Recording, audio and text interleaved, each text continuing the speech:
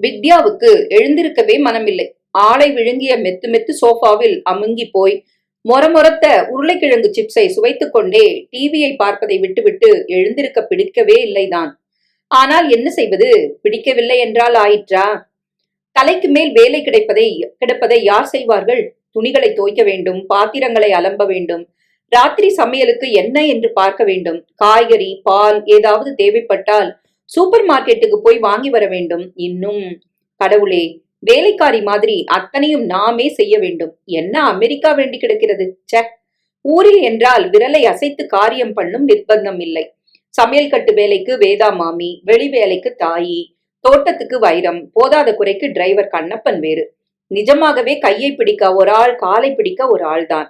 10 மாதங்களுக்கு முன் ராஜகோபாலை கல்யாணம் பண்ணி கொண்டு அமெரிக்கா வந்து இங்கு லூயிவில்லில் தனி குடித்தனம் அமைத்த போது வித்யாவுக்கு இந்த சலிப்பெல்லாம் இல்லவே இல்லை. லூயிவில் ஒரு அழகான சின்ன டவுன். பெரிய நகரத்தின் நசநசவென்ற சந்தடி, குப்பை, நெருக்கம் எல்லாம் கிடையாது. சுத்தமான ஊர். பச்சை புல்வெளிகள், கொலுவில் பார்க்கிற தினசில் வீடுகள் என்றிருந்த லூயிவில் மேல் வித்யா கண்டதும் காதல் கொண்டதென்னவோ வாஸ்தவம்தான். ராஜு ஒரு இன்ஜினியர். 6 வருடங்களாய் அந்த மண்ணில் வாழ்ந்து ஓரளவுக்கு வேர் கூட விட்டு கொண்டு விட்டவன். லூயிவில் ஃபேக்டரி ஒன்றில் வேலை. வருஷத்துக்கு $20,000 சம்பளம். லூயிவில் டவுனில் ஒரு அபார்ட்மெண்டில் இருந்தவன். கல்யாணமாகி வித்யா வந்த பிறகு ஊருக்கு வெளியே தனி வீடு வாங்கி குடித்தனம் போய்விட்டான். தனக்கு பிளிமத், வித்யாவுக்கு டாட்சன் என்று 2வது கார் வாங்கினான். வித்யா வித்யா என்று பூனைக்குட்டி மாதிரி சுற்றி சுற்றி வந்தான். அவளிடம் ரொம்பவும் ஆசையாக இருந்தான். வந்து இறங்கியதும் குபேரப்பட்டினம் மாதிரி மினுமினுத்த ஊரையும், சுவிட்சை போட்டால் மரியாதையாய் கை கட்டி வாய்ப்பொத்தி வேலை பண்ணும் மிஷின்களையும் கண்ட வித்யாவுக்கு ஏக குஷி. அம்பாரமா துணி போட்ட, 1/4 மணி துவைக்க, 1/4 மணி காய வைக்க, அவ்வளவுதான். எடுத்து மடிச்சு வச்சப்போ துணி ஒவ்வொன்றும் கண்ணுல ஒத்திக்கலாம் போல இருந்தது. அவ்வளவு சுத்தம். நம்ம ஊர் வேலைக்காரியோட மன்னாடுறதை விட இது எத்தனை சுலபம். கலர் துணிகளோட வெள்ளைய நினைக்காதடின்னு 100 தடவை முட்டிப்பேன். பச்சை உள்பாவடையும் பிராவையும் சேர்த்து துவச்சிட்டு நான் என்ன பண்ணுவேன்? அது ஒட்டிக்குச்சுன்னு பதில் பேசுவா என்றாள். டிஷ்வாஷர்ல பாத்திரத்தெல்லாம் அடுக்கி சுவிட்ச போட்டா 1/2 மணில 2 கூட பாத்திரம் ரெடி. வெந்நீர்ல அலம்பி சூடா காத்து வீசி காய வைக்கிறதால பாத்திரம் பாலிஷ் போட்டா மாதிரி புதுசு மாதிரி பளபளாங்கிறது. 4 பொம்பளை உட்கார்ந்துன்னு தேய்ச்சாலும் இந்த நெருவிசு வருமா என்றாள். ஊர்ல தினம் 2 வேளையும் பெருக்கி துடைக்கிறதுன்னு பேரு. தூசியும் தும்பட்டையுமா வீடு சகிக்காது. இத்தனைக்கும் தாயோட யாராவது ஒருத்தர் கூட நிக்கிறதுக்கு குறைச்சல் இல்ல. காத்தால தட்டி சுத்தம் பண்ண சாமா மேல சாயங்காலம் பேர் எழுதலாம். அத்தனை தூசி. இங்க பாருங்கோ, எவ்வளவு சுத்தம். வாரம் 1 நாள் வேக்யூம் பண்றேன். ஆனாலும் 2 வேளையும் வேலை மெனக்கிட்டு யாரோ உட்கார்ந்துன்னு தட்டுறா மாதிரி வீடு ஜொலிக்கிறது என்றாள். 2 கார் இருக்கிறது கஷ்டமாவே இல்லையே. அங்க குட்டியூண்டு ஃபியட் கார் ஒண்ண வச்சுக்கிறதுக்குள்ள போரும் ஆயிடுறதே. டிரைவர் ஒருத்தன் 250 ரூபா சம்பளத்துல நன்னா அலம்பி தொடப்பான்னு நாம கரடியா கத்துனாலும் அவன் செய்யறதத்தான் செய்வான். காருக்குள்ள ஏறி உட்கார்ந்தா கால்ல மண்ணு நரன்னு நெருணும். கண்ணாடி சீட்டெல்லாம் தூசியா இருக்கும். 40,000 50,000 போட்டு வாங்குற நம்ம அக்கறை அவனுக்கு ஏது என்பாள்.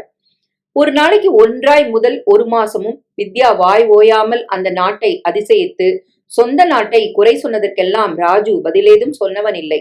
சின்ன சிரிப்பு உதடுகளில் விளையாட, உன் மோகம் 30 நாள் சுபாவம் எனக்கு புரியுறது என்கிற தினசில் பார்ப்பான். அவ்வளவுதான். மோகம் 30 நாள் என்று இத்தனை கச்சிதமாய் யார் சொன்னார்களோ அவர்களை தலையில் வைத்துதான் கூத்தாட வேண்டும். பாலுணர்வுக்கு மட்டும் மோகம் 30 நாள் இல்லை. எல்லாவற்றிற்கும் ஆஹா ஊஹா என்று பரவாய் பறந்து அனுபவிக்கும் எந்த ஒரு விஷயத்துக்கும் இது பொருந்தும் தான். முதல் மாசம் அமெரிக்கா என்று தலகால் புரியாமல் குதித்த வித்யா 2ஆம் மாசம் கொஞ்சம் அடங்கினாள். 3 4 என்று செல்ல செல்ல அமெரிக்கா அடங்கி போய் அவ்வப்போது அமெரிக்கா என்ற முணுமுணுப்பு எழத் தொடங்கி மாசம் எண்ணி 6 போவதற்குள் ராஜாவிடம் வாய் விட்டு என்ன ஊர் வேண்டி கிடக்கு, ராஜு என்ன ஆனாலும் நம்ம ஊர் மாதிரி ஆகாதுன்னு தோன்றது என்று சொல்லும் அளவுக்கு வித்யா மாறித்தான் போனாள். பின்ன சுவிட்ச போட்டா மெஷின் தாசா வேலை செய்வது உண்மைனாலும் அதுக்கு முன்னாடியும் பின்னாடியும் செய்ய வேண்டிய காரியங்கள் எத்தனை. ஒரு மூட்டை அழுக்கு துணிய வாஷர்ல சோப்போட போட்டு 1/4 மணிக்கு அப்புறம் எடுத்து திரும்ப ட்ரையர்ல போட்டு அது காஞ்சப்புறம் எடுத்து மடிக்கணும். தேவையானதை இஸ்திரி பண்ணணும். பாத்திரங்களை டிஷ்வாஷர்ல போட்டு எடுக்கிறதுல ஏக நச்சு வேலை. ஒவ்வொன்னா எடுத்து கவிழ்க்கிறது கூட பெருசு இல்ல. ஆனா பாதி பாத்திரங்களை நாமே அழுத்தி தேய்க்கணுமே, அதுதான் மகா கஷ்டம். பீங்கான் பாத்திரங்களைத்தான் அது நல்லா அலும்பும். நம்ம சமையல்ல உபயோகப்படுத்துற கறி வதக்குற இரும்பு சட்டி, குழம்பு வைக்கிற அலுமினிய கிண்ணம், இதையெல்லாம் அதுக்கு தேய்க்க தெரியாது. தேய்ச்சாலும் எண்ணெய் அப்படியே இருக்கும், பிசுக்கு பிசுக்குன்னு கையில ஒட்டும். கார் தான் ஆட்டும், ஜீபூம்பா வேலை மாதிரி பெட்ரோல் பங்க்ல காசை விட்டெறிஞ்சா மெஷின்கள் அலம்பிடுறது நிஜம்தான். ஆனா யாராவது காரை பங்க் வரைக்கும் ஓட்டிட்டு போகணும். அலம்பி முடிச்சப்புறம் அங்க உள்ள வேக்யூம் கிளீனரை எடுத்து உள்பக்கம் சுத்தம் செய்யணும். எத்தனை இல்ல. இத போலத்தான் வீட்டை சுத்தம் பண்றதும். சாமான்களை துணி கொண்டு தட்டி, கார்பெட் கார்டன்களை வேக்யூம் பண்ணி, உள்ள அழகுக்குன்னு வச்ச குரோட்டன்ஸ்களுக்கு தண்ணீர் விட்டு, வெயில்ல வச்சு, எங்க ஊர் குத்தவிளக்கு அது இதுன்னு பெருமையோட அள்ளிட்டு வந்திருந்த ஊர் கலை பொருள்களுக்கு பிராசோ போட்டு தேய்ச்சு, கடவுளே, வேலைகளை செஞ்சு செஞ்சு போர் அடிக்க தோங்குவதற்கும் அம்மா அப்பாவை பார்க்கணும், தம்பிகளோட சண்டை போடணும், கொழுக்கட்டை சாப்பிடணும், பின்கழுத்துல எண்ணெய் வழிய வழியா அம்மாட்ட எண்ணெய் தேய்ச்சி குளிக்கணும் என்ற ஏக்கங்கள் எழுவதற்கும் சரியாக இருக்கவே சென்னைக்கு ட்ரங்க் கால் போட்டு பெற்றோருடன் அவளை பேச வைத்தான் ராஜு. ஹலோ ஹலோ என்றவளுக்கு குரலே எழும்பவில்லை. வித்யாம்மா, சௌக்கியமா இருக்கியா? நாங்கள்லாம் உன்னை நினைச்சுட்டே இருக்கோம் என்றார் அப்பா. அடிக்கடி லெட்டர் போடு, உடம்ப பாத்துக்கோ, மாப்பிள்ளை நன்னா கவனிச்சுக்கோ, குளிச்சுன்னு தானே இருக்க என்றாள் அம்மா. எப்ப வர வித்தி? நீ இல்லாம எங்களுக்கு சண்டை போட ஆளே இல்ல என்றார்கள் தம்பிகள். நாங்க சௌக்கியம், நான் குளிச்சுன்னு தான் இருக்கேன், இன்னும் 1.5 வருஷத்துல வருவோம் என்று ஆளுக்கு ஒரு பதிலாய் சொல்லி 9 நிமிடங்கள் வரை பேசி போனை வைத்தாள். அதற்கப்புறம் 2 தடவைகள் ஊரோடு பேசியும் மனதில் சுத்தமாய் திருப்தி இல்லை. என்ன பண்ணுவது, கிட்டத்திலா இருக்கிறது ஓடி போவோம் என்பதற்கு. வித்யா மணிக்கட்டை திருப்பி மணியை பார்த்தால் 12 என்றது. அது நாழியாகிவிட்டது. இனியும் அசம்பந்தமாய் உட்கார நேரமில்லை.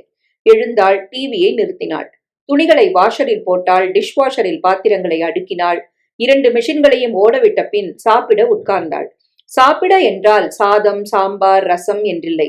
2 ஸ்லைஸ் ரொட்டி, வேர்க்கடலை சேர்த்த வெண்ணெய், சீஸ் வில்லைகள், நறுக்கின தக்காளி, ஒரு கிளாஸ் ஆரஞ்சு ஜூஸ். அந்த ஊர் வழக்கம் இதுதான். கணவன்கள் வேலைக்கு போய்விட்டால் தங்களுக்கென்று தனியாய் சமைத்துக் கொள்ள அமெரிக்க பெண்களுக்கு சோம்பேறித்தனம் என்பதால் ஒரு வழியாய் ராத்திரிதான் விதவிதமான சூடான சமையல். லூயிவில்லுக்கு வந்த புதிதில் ராஜு பிரேக்ஃபாஸ்ட் சாப்பிட்டு விட்டு ஃபேக்டரிக்கு போனதும் ராத்திரி சாப்பிட வேண்டிய சமையலை பகலிலேயே சமைத்து 1 மணிக்கு வக்கணையாய் வித்யா சாப்பிடவே செய்தாள். ஆனால் நாட்கள் செல்ல செல்ல ஒரே தினசு சாப்பாட்டை 2 வேளை சாப்பிடுவது பிடிக்காமல் போக அவளும் அந்த ஊர் வழக்கப்படி பகலில் சமைக்காமல் தகுடுதத்தம் பண்ணும் வழியை பின்பற்ற தொடங்கினாள். சாப்பிட்டு முடிந்த தட்டை அலம்பி சிங்கில் கவிழ்த்தவள் காய்ந்து போன துணிகளை மடித்தாள். இஸ்திரி பண்ண வேண்டிய புடவை, ரவிக்கை, ஷர்ட்களை இஸ்திரி செய்தாள். மணி 3 நெருங்குகையில் வீட்டுக்குள்ளேயே அடைந்து கிடக்க பிடிக்காமல் பக்கவாட்டு கதவை திறந்து கொண்டு தோட்டத்தில் இறங்கினாள். தோட்டத்தில் ஒரு பக்கமாய் நின்ற மேப்பிள் மரம் 4 நாளாய் மஞ்சள் குளித்திருந்தது. இன்றைக்கு மருதாணி இட்டுக் கொள்ள தொடங்கி இருந்தது. இலையுதிர் காலம். மரங்களெல்லாம் பச்சையிலிருந்து மஞ்சளாகி தீப்பிடித்து விட்ட தினசில் ஜுவாலைக்கும் சிவப்பாகி அப்புறம் உதிருமாம். ராஜு சொல்லி இருந்தான். மனது இருந்த இருப்பில் மேப்பிள் மரத்தின் அழகை ரசிக்க வித்யாவுக்கு பிடிக்கவில்லை. இலை அத்தனையும் கொட்ட கொட்ட பெருக்கி வாருவதற்குத்தான் பொழுது சரியாக இருக்கும் என்று அழுத்துக் கொண்டவளின் கண்களில் படர்ந்திருந்த புல்வெளி பட்டது. புல் வெட்ட வேண்டும், ரொம்ப வளர்ந்து விட்டது, இல்லாவிட்டால் கவுண்டியிலிருந்து புகார் வந்துவிடும், உங்கள் தோட்ட பராமரிப்பு சரியில்லை என்று. புல்லை வெட்டி பிளாஸ்டிக் பையில் மூட்டை கட்டி ராஜ உபச்சாரம் செய்து குப்பை வண்டியில் ஏற்ற வேண்டும். யோசனையில் ஆழ்ந்திருந்த வித்யா ஹைதர் என்ற குரல் கேட்டு திரும்பினாள். டோரா, அடுத்த வீட்டுக்காரி. Hello Dora. தோட்டத்தில் ஏதோ வேலை செய்து கொண்டிருந்த டோராவிடம் பேச வித்யா 2 அடி முன்னால் வந்த அதே நிமிடத்தில் ராபின், டோராவின் 2வது மகன், அரக்க பறக்க ஓடி வந்து, மம்மி, ஜென்னி மேல கார் மோதிட்டது, தெருமுனையில மயக்கமா கிடக்கிறா, உடனே வா என்று மூச்சிறைக்க கத்தினான். லூயிவில்லில் ஊருக்கு ஒதுக்குப்புறமாய் சபர்பன் என்று அழைக்கப்படும் அந்த இடத்தில் உள்ள வீடுகள் எல்லாமே ரொம்ப அழகானவை. தனித்தனி வீடுகள், பஸ் போக்குவரத்து இல்லாத அமைதியான சாலைகள், 2 பக்கமும் பச்சை புல்வெளிகள். ஒரு வீட்டுக்கும் இன்னொரு வீட்டுக்கும் நடுவில் வேலி, காம்பவுண்ட் என்று எதுவும் கிடையாது. ஒரு வீட்டு புல்வெளியோடு அடுத்த வீட்டின் தோட்டம் சமர்த்தாய் சிநேகிதமாய் இருக்கும். ஒவ்வொரு வீட்டின் பின்னாலும் குழந்தைகள் விளையாட என ஊஞ்சல், சறுக்கு மரம், சீசா இத்தியாதி. சில வீடுகளில் சின்ன சின்ன ஸ்விம்மிங் பூல்கள் வட்டமாய், கோழி முட்டை ரூபமாய், இலை மாதிரி விரிந்து கூம்பியதாய், MS ப்ளூ தண்ணீர், அதில் மிதக்கும் ராட்சச ரப்பர் வாத்துக்கள், எத்தனை அழகு! சனி ஞாயிறானால் ஆண்களும் பெண்களும் நீச்சல் உடைகளில் குழந்தைகளோடு தங்கள் இல்லத்து குட்டி நீச்சல் குளங்களில் நீந்தி கும்மாளம் போடுவர். கலர் கலர் சட்டைகளில் ஈரம் சொட்ட சொட்ட உட்கார்ந்து சன்பாத் எடுக்கிறேன் என்று வெயிலில் காய்வர். அப்புறம் சாயங்காலம் பார்பிக்யூ கூத்து ஆரம்பிக்கும். அவரவர் வீட்டுக்கு பின்னால் இருக்கும் கேஸ் கிரில் அடுப்பில் மாமிசத்தை சுட்டு புல்வெளியில் நிலவொளி மாதிரி விளக்கை போட்டுக்கொண்டு விடிய விடிய நண்பர்களோடு சாப்பிட்டு பேசி மகிழ்வர். வெளியே போகாத சில சனிக்கிழமைகளில் அக்கம்பக்கத்து வீடுகளின் கலகலப்பில் வித்யாவும் ராஜுவும் கலந்து கொள்வது உண்டுதான்.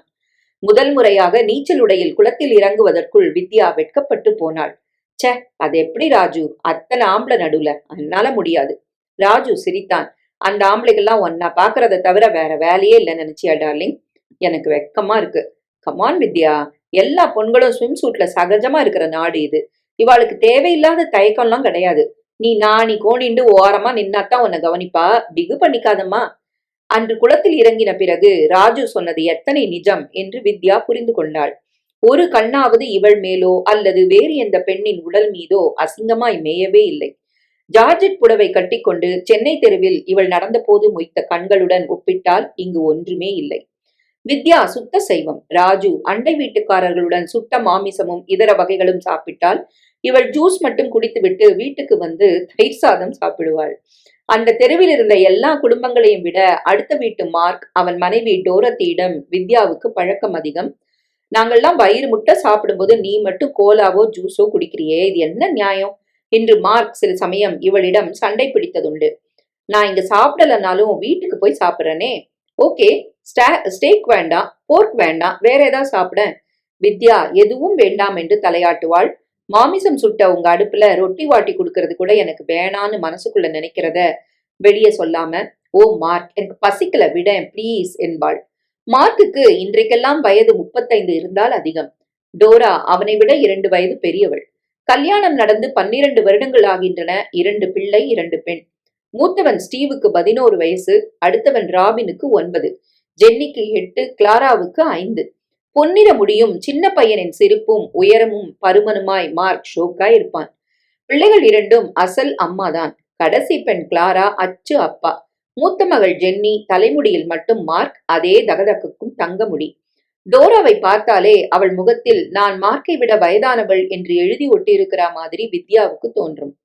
மெல்லிய உடம்பு, அமெரிக்க பெண்களிடம் சகஜமாய் காணப்படும் இறங்கிய மார்பகங்கள், வெள்ளி நிற தலைமுடி, நீல கண்கள், மூக்கிலும் கன்னங்களிலும் பிரவுன் புள்ளிகள். மார்க் இவகிட்ட என்னத்தை பார்த்தானே புரியல ராஜு. அதுவும் இவ அவனை விட வயசுல பெரியவ வேற. அவனுக்கு அக்கா மாதிரி இருக்கால. முதல் தடவை வித்யா இப்படி அதிசயித்து போன போது அவ குணம் அவனுக்கு பிடிச்சிருக்கு. 2 பேரும் எவ்வளவு சந்தோஷமா குடுத்தனம் பண்றா பாரு. மனுஷன் நிம்மதியா இருக்கிறதுக்கு சந்தோஷமான கல்யாண வாழ்க்கை ரொம்ப முக்கியம் இல்லையா என்று ராஜு பதில் சொன்னான். தோட்டத்துக்கு தண்ணீர் விடுவதில், கடைக்கு போவதில் என்று சில்லறை சில்லறையாய் அடுத்த வீட்டு குழந்தைகள் வித்யாவுக்கு உதவுவார்கள். 1 மணி நேர வேலைக்கு $1 கூலி. பணக்கார வீட்டு பிள்ளைகளை கூட ஒழிந்த நேரத்தில் இப்படி சம்பாதிக்க அவர்களை பெற்றவர்கள் தூண்டுவது ராஜுவுக்கு ரொம்ப பிடித்த சமாச்சாரம். டோனிய பாரு, டாக்டருக்கு படிக்கிறான். அவன் அப்பா ஒரு கம்பெனில டைரக்டர். இருந்தாலும் எனக்கு ஒழியல. டோனி வர ஞாயிற்றுக்கிழமை வந்து புல் வெட்டி குடுத்துட்டு போன்னு சொன்னா வரான். வேலைய பண்ணிட்டு $5 வாங்கிட்டு போறான். இந்த ஊர் குழந்தைங்களுக்கு தன்னம்பிக்கையும் டிக்னிட்டி ஆஃப் லேபரும் சின்ன வயசுல இருந்தே இருக்கிறது. இதெல்லாம் தான் காரணம். நம்ம ஊர்னா என்ன நடக்கும்? அடுத்தாத்து பொண்ணை கூப்பிட்டு எங்க ஆத்து குழந்தைய பாத்துக்கிறியா, $5 தரேன்னு சொன்னா பெத்தவா சண்டைக்கு வந்துருவா. என் பொண்ணு உனக்கு வேலைக்காரியான்னு கேட்போம். ஓ $5 நாங்க பறக்குறோமாம்பா. குழந்தைய விட்டாவது உனக்கு என்ன சினிமாம்பா. நம்ம பார்வை சில விஷயங்கள்ல மாறணும். நாடு முன்னேற இந்த உழைப்பு அவசியம் என்று நீளமாய் லெக்சர் அடிப்பான். வித்யாவின் ஃபில்டர் காஃபி, தோசை, காரமில்லாத தேங்காய் சட்னி, மைசூர் பாக், மொறுமொறு ஓமப்பொடி என்றால் மார்க் அவன் குடும்பத்துக்கு ஒட்டுமொத்தமாய் ரொம்ப இஷ்டம். டீக்கு அழைத்தால் வந்து ஒரு பிடி பிடிப்பார்கள். திஸ் இஸ் லவ்லி என்பார்கள். ஜஸ்ட் ஃபண்டாஸ்டிக் என்பார்கள். டெலிஷியஸ் என்பார்கள். அதிலும் இந்த ஜென்னி இருக்கிறாளே, அவளுக்கு வித்யாவின் சாம்பார், வத்தக்குழம்பு, கட்டி தயிர் கூட பிடிக்கும். தினம் இங்க ஒரு தடவை எட்டி பார்த்து இன்னைக்கு என்ன ஸ்பெஷல் என்று கேட்டு சமையலை ருசி பார்க்காமல் போக மாட்டாள். அவள் பள்ளியில் ஃபேன்சி ட்ரெஸ் போட்டி நடந்த போது வித்யா அவளுக்கு இந்திய மணப்பெண் வேஷம் போட்டு விட்டாள். 2ஆம் பரிசு ஜென்னிக்குத்தான். வித்யாவின் பட்டுப்புடவையும் நகையுமாய் ஜென்னி சிரித்த சிரிப்புக்கு முதல் பரிசே கிடைத்திருக்க வேண்டும். அத்தனை அழகு. அந்த ஜென்னிக்கா விபத்து? கடவுளே! டோரா ஒரு நிமிடம் அப்படியே நின்றாள். ஹா என்று கத்தவில்லை, குதிக்கவில்லை. அப்புறம் புல்வெளி வழியாக வீட்டை சுற்றி கொண்டு வாசலுக்கு ஓடினாள். வித்யாவும் ராபின் நீ இங்கே இரு என்று சொல்லிவிட்டு டோராவை பின்தொடர்ந்தாள். 4 வீடுகள் தள்ளி தெரு வளைந்து திரும்பிய இடத்தில் அந்த வளைவில் புழுவாய் சுருண்டு ஜென்னி. ஓரமாய் ஒரு டொயோட்டோ வண்டி. குழந்தையிடம் சலனம் எதுவும் இல்லை. மண்டையின் அடியில் குளமாய் தரையில் சிவப்பு ரத்தம், வயிற்று பக்கம் டயர் ஏறின தடம். ஜென்னிக்கு உயிர் இருக்கிறதா இல்லையா? வித்யாவுக்கு கண்களில் ஜலம் கட்டி கொண்டது. அந்த ரத்தமும் சுருளலும் வயிற்றை சங்கடப்படுத்த டோராவை பார்த்தாள். கண்கள் ஜென்னியை வெறிக்க டோரா மரம் போல நின்றிருந்தாள். பாய்ந்து குழந்தையை தூக்காமல் ஏன் இப்படி நிற்கிறாள்? பிரமை பிடித்து விட்டதா? வித்யா ஓரடி முன்னே வந்தாள். ஜென்னி என்று அழைத்த வண்ணம் கைகளை நீட்டி குழந்தையை புரட்ட குனிந்ததும், நோ டோன்ட், அவளை தொடாத, வேண்டாம் என்று டோரா கத்தி தடுக்கவும் அவள் ஒன்றும் புரியாமல் விழித்தாள். அடிபட்டு கிடக்கும் குழந்தையை தொடக்கூடாதா? ஏன்? அனாதை போல கீழே கிடக்கும் பெண்ணை ஏன் தொடக்கூடாது என்கிறாள்? திடும் என்று வித்யாவுக்கு தம்பி கணேஷ் கால் ஒடித்துக் கொண்ட சம்பவம் ஞாபகத்துக்கு வந்தது. மாடிப்படியில் விழுந்த கணேஷின் கால் நிமிஷத்தில் புஷ் என்று வீங்கி போனது. வலி தாங்காமல் தவித்த பிள்ளையை தூக்கி வைத்துக் கொண்டு அம்மா தவித்த தவிப்பென்ன, உருகிய உருகல் என்ன? அந்த தாயின் துடிப்பு இவளிடம் ஏன் இல்லை? மனதுக்குள் வித்யா வியந்து நிற்கையிலேயே உய்யோ உய்யோ என்று கத்திக்கொண்டு ஆம்புலன்ஸ் வந்துவிட்டது.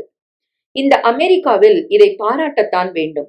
விபத்து நடந்த 4ஆம் நிமிஷம் ஆம்புலன்ஸும் போலீஸும் ஓட்டமாய் ஓடி வந்து விடுகின்றன. என்னவோ விபத்து நடக்கப் போகிறது என்று ஜோசியம் பார்த்துவிட்டு அடுத்த தெருவிலேயே காத்து நிற்கிற தினசில். ஆம்புலன்ஸில் இருந்து வெள்ளை யூனிஃபார்ம் போட்ட 2 ஆட்கள் இறங்கினார்கள். ஸ்ட்ரெச்சரில் ஜென்னியை அலாக்காய் தூக்கி படுக்க வைத்தார்கள். வேனுக்குள் கொண்டு வைத்த உடனேயே டாக்டர் ஒருவர் ஆக்சிஜன் குழாவை பொருத்தினார். கதவுகள் மூடப்பட்டன. யார் பெண் இவள்? தெரிந்தவர் யாராவது இங்கே இருக்கிறார்களா? விபத்து எப்படி உண்டாயிற்று? ஒரு கேள்வி, ஒரு வார்த்தை, ஒன்றுமில்லை. வந்த வேகத்திலேயே திரும்ப ஆம்புலன்ஸ் உய்யோ உய்யோ என்று கத்திக்கொண்டு புறப்பட்டதும் வித்யா தன்னை உலுக்கிக் கொண்டாள். என்ன இது? இவர்கள் வாட்டுக்கு வந்தார்கள், போகிறார்கள். டோரா அவர்களோடு போக வேண்டாமா? அவர்களும் ஏதும் கேட்கவில்லையே, இவளும் ஒன்றும் சொல்லவில்லையே. என்ன இதெல்லாம்? ஒன்றும் புரியாமல் அவஸ்தைப்பட்டவள் கையை நீட்டி டோரோவின் தோள்களை பற்றி டோரா என்று அழைத்தாள். டோரா! கண்களில் இருந்து ஆம்புலன்ஸ் மறைந்த பின் அவள் திரும்பினாள். Yes, are you alright? Yes. உனக்கு ஹாஸ்பிட்டலுக்கு போக வேண்டாமா? போகணும். வீட்டுக்கு போய் மார்த்த விஷயத்த சொல்லிட்டு கிளம்பணும். இதற்குள் ஆம்புலன்ஸின் கூப்பாட்டை கேட்டுவிட்டு அந்த தெருக்காரர்கள் ஓரிருவர்கள் அங்கு வந்து விட்டிருந்தனர். என்ன ஆச்சு? ஆம்புலன்ஸ் சத்தம் கேட்டதே, என்ன விஷயம்? விபத்துக்கு சாட்சியாய் நின்றிருந்த பையன்கள் அவர்களிடம் விவரத்தை சொல்லும் போது டோரா திரும்பி வீட்டை நோக்கி நடந்தாள். அவளை ஒட்டி நடந்த வித்யாவால் டோரா மனதில் என்ன நினைக்கிறாள் என்று தெளிவாய் புரிந்து கொள்ள இயலவில்லை. எதுவும் பேசாமல் வீட்டை அடைந்து உள்ளே நுழையும் முன் டோரா ஒரு கணம் நிதானித்தாள். வித்யாவை ஏறிட்டு பார்த்தவள் கிசுகிசுப்பாய் பேசினாள். எனக்கு கொஞ்சம் படபடப்பா இருக்கு வித்யா. உனக்கு சம்மதம்னா என் வண்டிய உன்னால ஓட்டிட்டு வர முடியுமா? இது என்ன கேள்வி டோரா? உன் வண்டி வேண்டாம், என் டாட்ஸனே எடுத்துட்டு வரேன். 2 நிமிஷம் அவகாசம் கொடு. வித்யா கால்களை அகல அகலமாக வைத்து தன் வீட்டுக்கு போனாள். ராஜுவோடு போனில் தொடர்பு கொண்டவள் நீட்டி முழக்கி பேசாமல், ஜென்னிக்கு ஆக்சிடென்ட், டோராவை கூட்டிட்டு ஹாஸ்பிட்டலுக்கு போறேன், நீங்க மார்க்ட விஷயத்த சொல்லிடுங்க என்று சொன்னாள். கார் சாவியை எடுத்துக்கொண்டு பக்கவாட்டு கதவை இழுத்து சாத்தின பின் ஷெட்டுக்கு செல்லும் கதவை திறந்து கொண்டு காரில் ஏறினாள். காரை ஸ்டார்ட் செய்து ரிவர்ஸ் செய்தவுடன் ஷெட் கதவு தானாக திறந்து வண்டி வெளியேறியதும் மூடிக்கொண்டது. வீட்டு வாசலில் தயாராய் நின்ற டோராவை ஏற்றிக்கொண்டு மருத்துவமனை நோக்கி வண்டியை விரட்டினாள். தெருமுனையில் நின்ற டொயோட்டோவை காணும். போலீஸ் இழுத்து கொண்டு போய்விட்டார்களோ? யார் வண்டி அது? டோராவை கேட்கலாம் என்று எண்ணி அவள் பக்கம் திரும்பின வித்யா நினைப்பை மாற்றிக்கொண்டாள். சிகரெட்டை பிடித்த வண்ணம் இருக்கையில் சாய்ந்திருந்தவளை கலைக்க மனமில்லாமல் பார்வையை பாதையில் செலுத்தினாள். டோரா அடிக்கடி சிகரெட் பிடிப்பவள் இல்லை. மனது சரியில்லாத போது பிடிப்பேன் என்று சொல்வாள். போகிறது. பெண் அடிபட்டு விட்டதில் துக்கம் பீரிட்டு கொண்டு எழாவிட்டாலும் சிகரெட் பிடிக்கும் அளவுக்காது மனது வேதனைப்படுகிறதே. சந்தோஷம். 10 நிமிடங்கள் வண்டி மருத்துவமனைக்குள் நுழைந்தது. நேராக வரவேற்பு பகுதிக்கு போனார்கள். சில நிமிடங்களுக்கு முன்னால் வந்த ஆக்சிடென்ட் கேஸ் நம்பர் சின்ன பொண்ணு தானே? எமர்ஜென்சி அறைக்கு கொண்டு போயிருக்காங்க, அங்க போங்க. போனார்கள். கண்ணாடி கதவு வழியாக உள்ளே எட்டி பார்த்த போது ஜென்னியை சுற்றி 4-5 டாக்டர்களும் நர்ஸ்களும் நிற்பது புரிந்தது. ஒரு நர்ஸ் ஜென்னியின் உடைகளை கத்தரித்து எடுத்தாள். இன்னொருத்தி அவள் கையில் இருந்து இரத்த பரிசோதனைக்காக ரத்தம் எடுத்தாள். மானிட்டருடனும் ஆக்சிஜன் குழாயுடனும் ஜென்னி அதற்குள் இணைக்கப்பட்டிருந்தாள். முழுதாய் 1 நிமிடம் பார்க்க கூட நர்ஸ் விடவில்லை. இங்க யாரும் நிக்க அனுமதி கிடையாது, தயவு செஞ்சு ரிசப்ஷன்ல பாத்துருங்க பிளீஸ். ஜென்னி எப்படி இருக்கா சொல்ல முடியுமா? உயிர் இருக்கா இல்லையா? மெல்லிய குரலில் டோரா கேட்ட கேள்வி வித்யாவை சங்கடத்தில் ஆழ்த்தியது. இப்படி மண்டையில் அடிக்கிற தினசில் கேள்வி கேட்க டோராவுக்கு நான் கூசவில்லையா? இப்போது ஒன்னும் சொல்ல முடியாது. நியூரோ சர்ஜனும் மத்தவங்களும் சோதிச்சு முடிச்சப்பறம் தான் எதுவும் தெரியும். பிளீஸ் வெளியே போறீங்களா? மேற்கொண்டு ஒரு வார்த்தையும் பேசாமல் டோரா வெளியில் வர வித்யா தொடர்ந்தாள். வரவேற்பறைக்குள் சென்று உட்கார்ந்தார்கள். நாற்காலியில் சாய்ந்த டோரா கண்களை மூடிக்கொண்டாள். அது ஒரு பெரிய மருத்துவமனை. முழுவதுமாக குளிர்சாதன வசதி செய்யப்பட்டிருந்தது. அழுக்கில்லாத வெள்ளை சுவர்கள், தரைகள், மூலைகளில் சிரித்த மலர் கொத்துகள், பச்சை செடிகள், பெரிய பெரிய கண்ணாடி கதவுகள். லூயிவில்லுக்கு வந்த ஒரு சில நாட்களுக்கெல்லாம் இன்சூரன்ஸ் தேவைக்காக எக்ஸ்ரே மற்ற பரிசோதனைகள் செய்ய வேண்டி அந்த மருத்துவமனைக்கு வித்யா வந்திருக்கிறாள். இதுவா மருத்துவமனையா? ஒரு மருத்துவமனை இத்தனை அழகாய் சுத்தமாய் இருப்பது கூட சாத்தியமா என்று தான் அன்று வியந்ததும், இந்த மருத்துவமனையின் நேர்த்தியை பற்றி மட்டுமே நீளமாய் ஒரு முழு லெட்டர் அம்மாவுக்கு எழுதினதும் அவளுக்கு ஞாபகம் வந்தது. அம்மாவை நினைத்ததும் கூடவே தனக்கு டான்சில்ஸ் ஆபரேஷன் பண்ணிய நாளும் மனதுக்குள் ஏறி உட்கார்ந்து கொண்டது. அன்று வீடே 2 பட்டுத்தான் போயிற்று இல்லையா? 10 நாட்களுக்கு முன்பிருந்தே வித்யாவுக்கு ஆபரேஷன் செய்ய போறோம், நல்லபடியா நடந்து குழந்தை சாதாரணமா சுருக்க நடமாடணும் என்று வருவோர் போவோரிடமெல்லாம் அம்மா புலம்ப தொடங்கிவிட்டாள். தாங்க மாட்டாமல் அம்மாவை அப்பா ஒரு நாள் கேலி பண்ணினார். உன் புலம்பல கேட்கிறவா வித்திக்கு என்னவோ கேன்சர் ஆபரேஷன் தான் பண்ண போறோம்னு பயந்துற. அப்பாவை அம்மா முடிக்க விடவில்லை. போறோம் நிறுத்துங்கோ, அபசகுன மாதிரி என்ன பேச்சு இது? கேன்சர் அது இதுன்னு ஏன் அச்சான்யமா பேசுறேன்? அம்மாவுக்கு கண்ணோரங்களில் ஜலம் பூத்து விட்டது. அட அசடே, சாதாரண டான்சில் ஆபரேஷனுக்கு போய் இப்படி யாராவது பயப்படுவாளா? என்னம்மா நீ? அம்மாவின் கண்ணீரை கண்டதும் அப்பாவின் கேலி மறைந்து விட்டது. மனைவியின் கையை பிடித்துக் கொண்டு சமாதானம் செய்தார். குறித்த நாளில் டான்சிலிட்டிஸ் நடந்தது. மயக்கம் தெளிந்து வித்யா கண் விழிப்பதற்குள் அம்மா தவித்து போய்விட்டாளாம் சொன்னார்கள். அப்புறம் வலிக்கிறது என்று நர்ஸ் கொடுத்த லெமனேட் ஐஸ்கிரீமை கூட விழுங்க முடியாமல் வித்யா அவஸ்தைப்பட்டதும் பொறுக்க மாட்டாமல், என் செல்லமே உனக்கு வலிக்காதடி அம்மா, நான் என்ன பண்ணுவேன் என்று அம்மா கண்கள் கலங்க அரற்றியதை இப்போது வித்யா நினைத்து பார்த்தாள். அந்த அம்மாவின் அவஸ்தை இந்த டோராவுக்கு ஏன் இல்லை? இவளும் ஒரு தாய்தானே. தான் ஆடாவிட்டாலும் தன் சதையாவது ஆடும் என்பார்களே, அது இந்த நாட்டுக்கு பொருந்தாதா? வித்யாவுக்கு உட்கார்ந்திருக்க பிடிக்கவில்லை. எழுந்து வராந்தாவில் உலாத்தினாள். திரைச்சீலைகளை தள்ளிக்கொண்டு பார்த்தபோது மருத்துவமனையின் தோட்டம் ரம்யமாக தெரிந்தது. மாலை நேரமாதலால் நோயாளிகள் சக்கர வண்டியில் அமர்ந்து தோட்டத்தில் சுற்றி கொண்டிருந்தார்கள். நீல வானமும் பச்சை புல்வெளியும் அதில் பாத்தி பாத்தியாய் பூத்திருந்த பூக்களும் மனதுக்கு இதத்தை தந்தன. இந்த மண்ணில் காலடி வைத்த பிறகு வெளியூருக்கு செல்ல நேர்ந்த போது மைல் கணக்கில் பரவி இருந்த பச்சை புல்வெளியை பார்த்து, ஆஹா என்ன அருமையான பச்சை என்றுதான் வாய் ஓயாமல் முணுமுணுத்ததும், நீ மாடா பிறந்திருக்கணும் டார்லிங், தப்பி போய் மனுஷியா ஜனிச்சிட்ட என்று ராஜா சீண்டியதும் சம்பந்தம் இல்லாமல் மனதில் மின்ன வித்யாவுக்கு சிரிப்பு வந்துவிட்டது. புன்னகையால் விரிந்த உதடுகளுடன் அவள் ரிசப்ஷனுக்கு திரும்பிய போது மார்க் வந்திருந்தான்.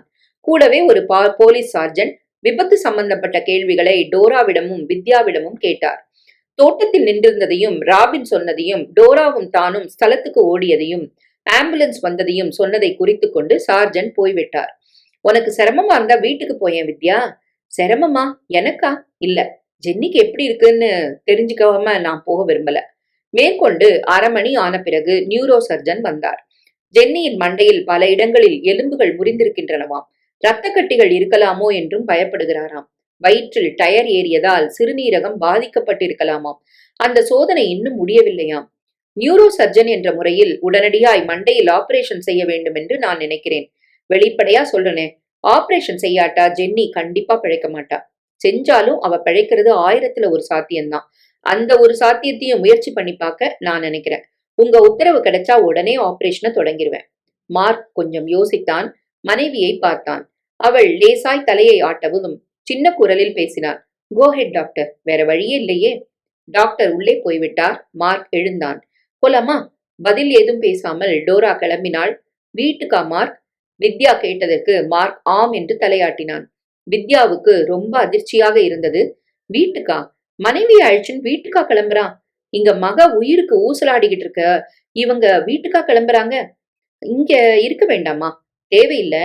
ஆபரேஷன் முடிய பல மணி நேரம் ஆகும். அது வரைக்கும் இங்க உட்கார்ந்துகிட்டு என்ன பண்ண போறோம்? நல்லதோ கெட்டதோ சேதி எதுனாலும் வீட்டுக்கு டாக்டர் போன் பண்ணிடுவாரு. டோரா பேசிக்கொண்டே நடந்தாள். மார்க் காரில் டோரா ஏறிக்கொள்ள தன் டாக்சனில் தனியாய் வீடு வந்து சேர்ந்தாள் வித்யா. ஷெட்டில் பிளிமத் வண்டி நின்றிருந்தது. கதவை திறந்து கொண்டு உள்ளே நுழைந்தாள். சோஃபாவில் உட்கார்ந்த போது அடக்க மாட்டாமல் துக்கம் பொங்கியது. ஹேய், என்ன விஷயம்? ராஜுவின் கேள்விக்கு வித்யா பதில் சொல்லவில்லை. தொண்டையை அடைத்தது. கண்களில் நீர் பெருகியது. கூடவே யாரோ பெற்ற பெண்ணுக்காக நான் ஏன் இத்தனை அவஸ்தைப்படுகிறேன்? சொந்த அப்பா அம்மாவே அவளை பற்றி கவலைப்படாமல் இருக்கும்போது நான் ஏன் வேதனைப்படுகிறேன் என்று தன்மேலேயே கோபமும் எழுந்தது.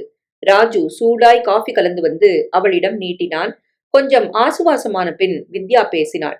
பொண்ணு இப்பவோ அப்பவோன்னு கிடக்கா, கூட இருக்காம 2 பேரும் வீட்டுக்கு வந்துட்டா ராஜு. இது என்ன அநியாயம்? மனசு எனக்கு பதைக்கிறது. அவளுக்கு ஒண்ணுமே இல்லையா? ராஜு வித்யாவை நிமிர்ந்து, இதுக்கா நீ இப்படி அடிபட்டு போயிருக்க என்ற ரீதியில் பார்த்தான். என்னவோ யோசனை பண்ணுகிற தினசில் புருவம் முடிச்சு முடிச்சாய் சுருங்கியது. ஹாஸ்பிட்டல் இருந்து இவ என்ன பண்ண போறா டார்லிங்? உள்ள போக இவாளுக்கு அனுமதி கிடையாது. ரிசப்ஷன்லயே உட்கார்ந்து இருக்கிறதுக்கு வீட்டுல மத்த குழந்தைகளோட இருக்கலாமேன்னு ஆசையா வந்திருப்பா. இந்த விஷயத்துக்கு நீயே இவ்ளோ அப்செட் ஆனோ எனக்கு புரியலையே. சடார் என்று வித்யா கண்களை விரித்தாள். கோபத்தில் மூக்கு சிவந்து போயிற்று. கடவுளே, இப்படி பந்த பாசம் இல்லாம நடந்துக்கிறவாளோட நடத்தி படுத்த உங்களால எப்படி முடியறது? இந்த மண்ணுல 6 வருஷம் வாழ்ந்ததுனால நீங்களும் இவாள மாதிரி ஜடமாயிட்டடா? இல்லன்னா இதுக்கா இப்படி அப்செட் ஆறன்னு இத்தனை சாதாரணமா உங்களால எப்படி கேட்க முடியும்? குரல் மங்கி போக வித்யா திரும்ப அழத் தொடங்கினாள். ஷோ வித்யா, என்ன டார்லிங் இது?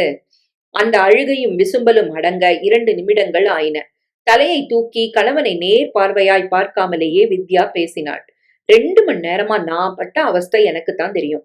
உங்களுக்கு அது புரியாது ராஜு. புரிஞ்சிருந்தா இப்படி கேட்டிருக்க மாட்டேன். ராபின் ஓடி வந்து அம்மா ஜென்னிக்கு ஆக்சிடென்ட்னு சொல்றான். இவ உடம்புல கடுகத்தனை பதட்டத்தை காணும். நான் துடிச்சு போயிட்டேன். தெருமுனையில குழந்தை கடந்த பயங்கரத்தை இப்ப நினைச்சிடலாலும் வயறு கலங்குறது. அந்த ரத்தம் விரல் கூட அசையாம ஜென்னி கடந்த விதம். கடவுளே, அலறிண்டு குழந்தைய மடியில போட்டுக்கணும்னு எனக்கு தோன்றது. இந்த டோராவான ஆணி அடிச்சா மாதிரி நிக்கிறா.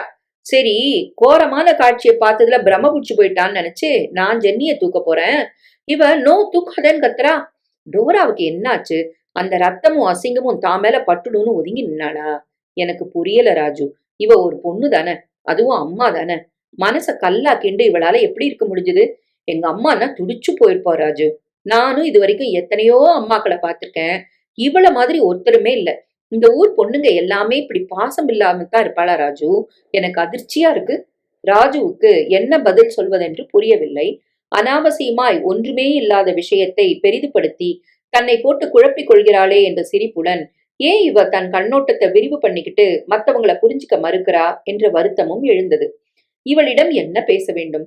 டோராவின் நடத்தையை விளக்கினால் இப்போது இருக்கும் மனநிலையில் புரிந்து கொள்வாளா? இல்லை சற்று முன் கத்தியபடி உங்களுக்கும் இந்த மண்ணோட பழக்க வழக்கங்கள் வந்துட்டுது என்று கத்துவாளா? ராஜு யோசித்துக் கொண்டிருக்கையில் வித்யாவே மேலே பேசினாள். ஆம்புலன்ஸ் வந்து ஜென்னிய அள்ளின் போட்டுன்னு போறது. ராஜு, நான் தான் அம்மா, நானும் உங்களோட வரட்டுமா? குழந்தைக்கு எப்படி இருக்குன்னு ஒரு வார்த்தை, ஒரு கேள்வி? ஒண்ணும் இல்ல. நீ போக வேண்டாமா டோரான்னு நான் கேட்டதும் வீட்டுக்கு போய் மார்க்குக்கு போன் பண்ணிட்டு போலான்னு சாவகாசமா சொல்றா. இப்ப வீட்டுல என்ன வச்சிருக்கு? மார்க்குக்கு நான் சொல்ல மாட்டேனா? போட்டது போட்டபடி ஓடாம ஆறாமற யோசனை பண்ணி நிக்க இதுவா சமயம்? வீட்டுக்கு வந்தப்புறம் மெதுவா எனக்கு படபடப்பா இருக்கு, நீ கார் ஓட்டின் வரியான்னு கேட்டா. போறது இந்த மாட்டுக்கு படபடப்பாது இருக்கேன்னு நான் சந்தோஷப்பட்டுட்டேன். இதெல்லாம் விடுங்கோ. ஹாஸ்பிட்டல்ல நுழைஞ்ச உடனே இவ அந்த நர்ஸ் கிட்ட என்ன கேக்குறா தெரியுமோ? ஜென்னி செத்து போயிட்டாளான்னு. ச்சே, அச்சானியமா நினைக்கிறது கூட தப்புன்னு எங்க அம்மா மத்தவாழ்லாம் குதிப்பா. இவ என்னடான்னா பளிச்சுன்னு வாய் கூசாம கேக்குறா. ச்சே, என்ன மனுஷி இவன்னு எனக்கு ஆயிடுத்து.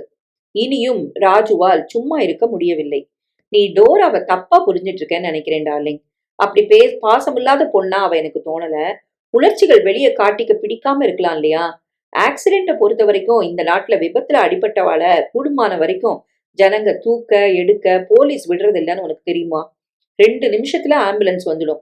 அதுல பயிற்சி எடுத்த அட்டெண்டர்லாம் இருப்பா. அவ வந்து லாவகமா அடிபட்டவாளை தூக்கி ஆம்புலன்ஸ்ல வச்சு உடனடியா சிகிச்சை ஆரம்பிச்சிருவா. நாம ஒண்ணும் புரியாம எசகு பிசகா தூக்கி ஏதாவது தப்பாயிடலாம் இல்லையா? அதனாலதான் டோரா உன்னை தொடாதன்னு சொல்லி இருக்கணும்.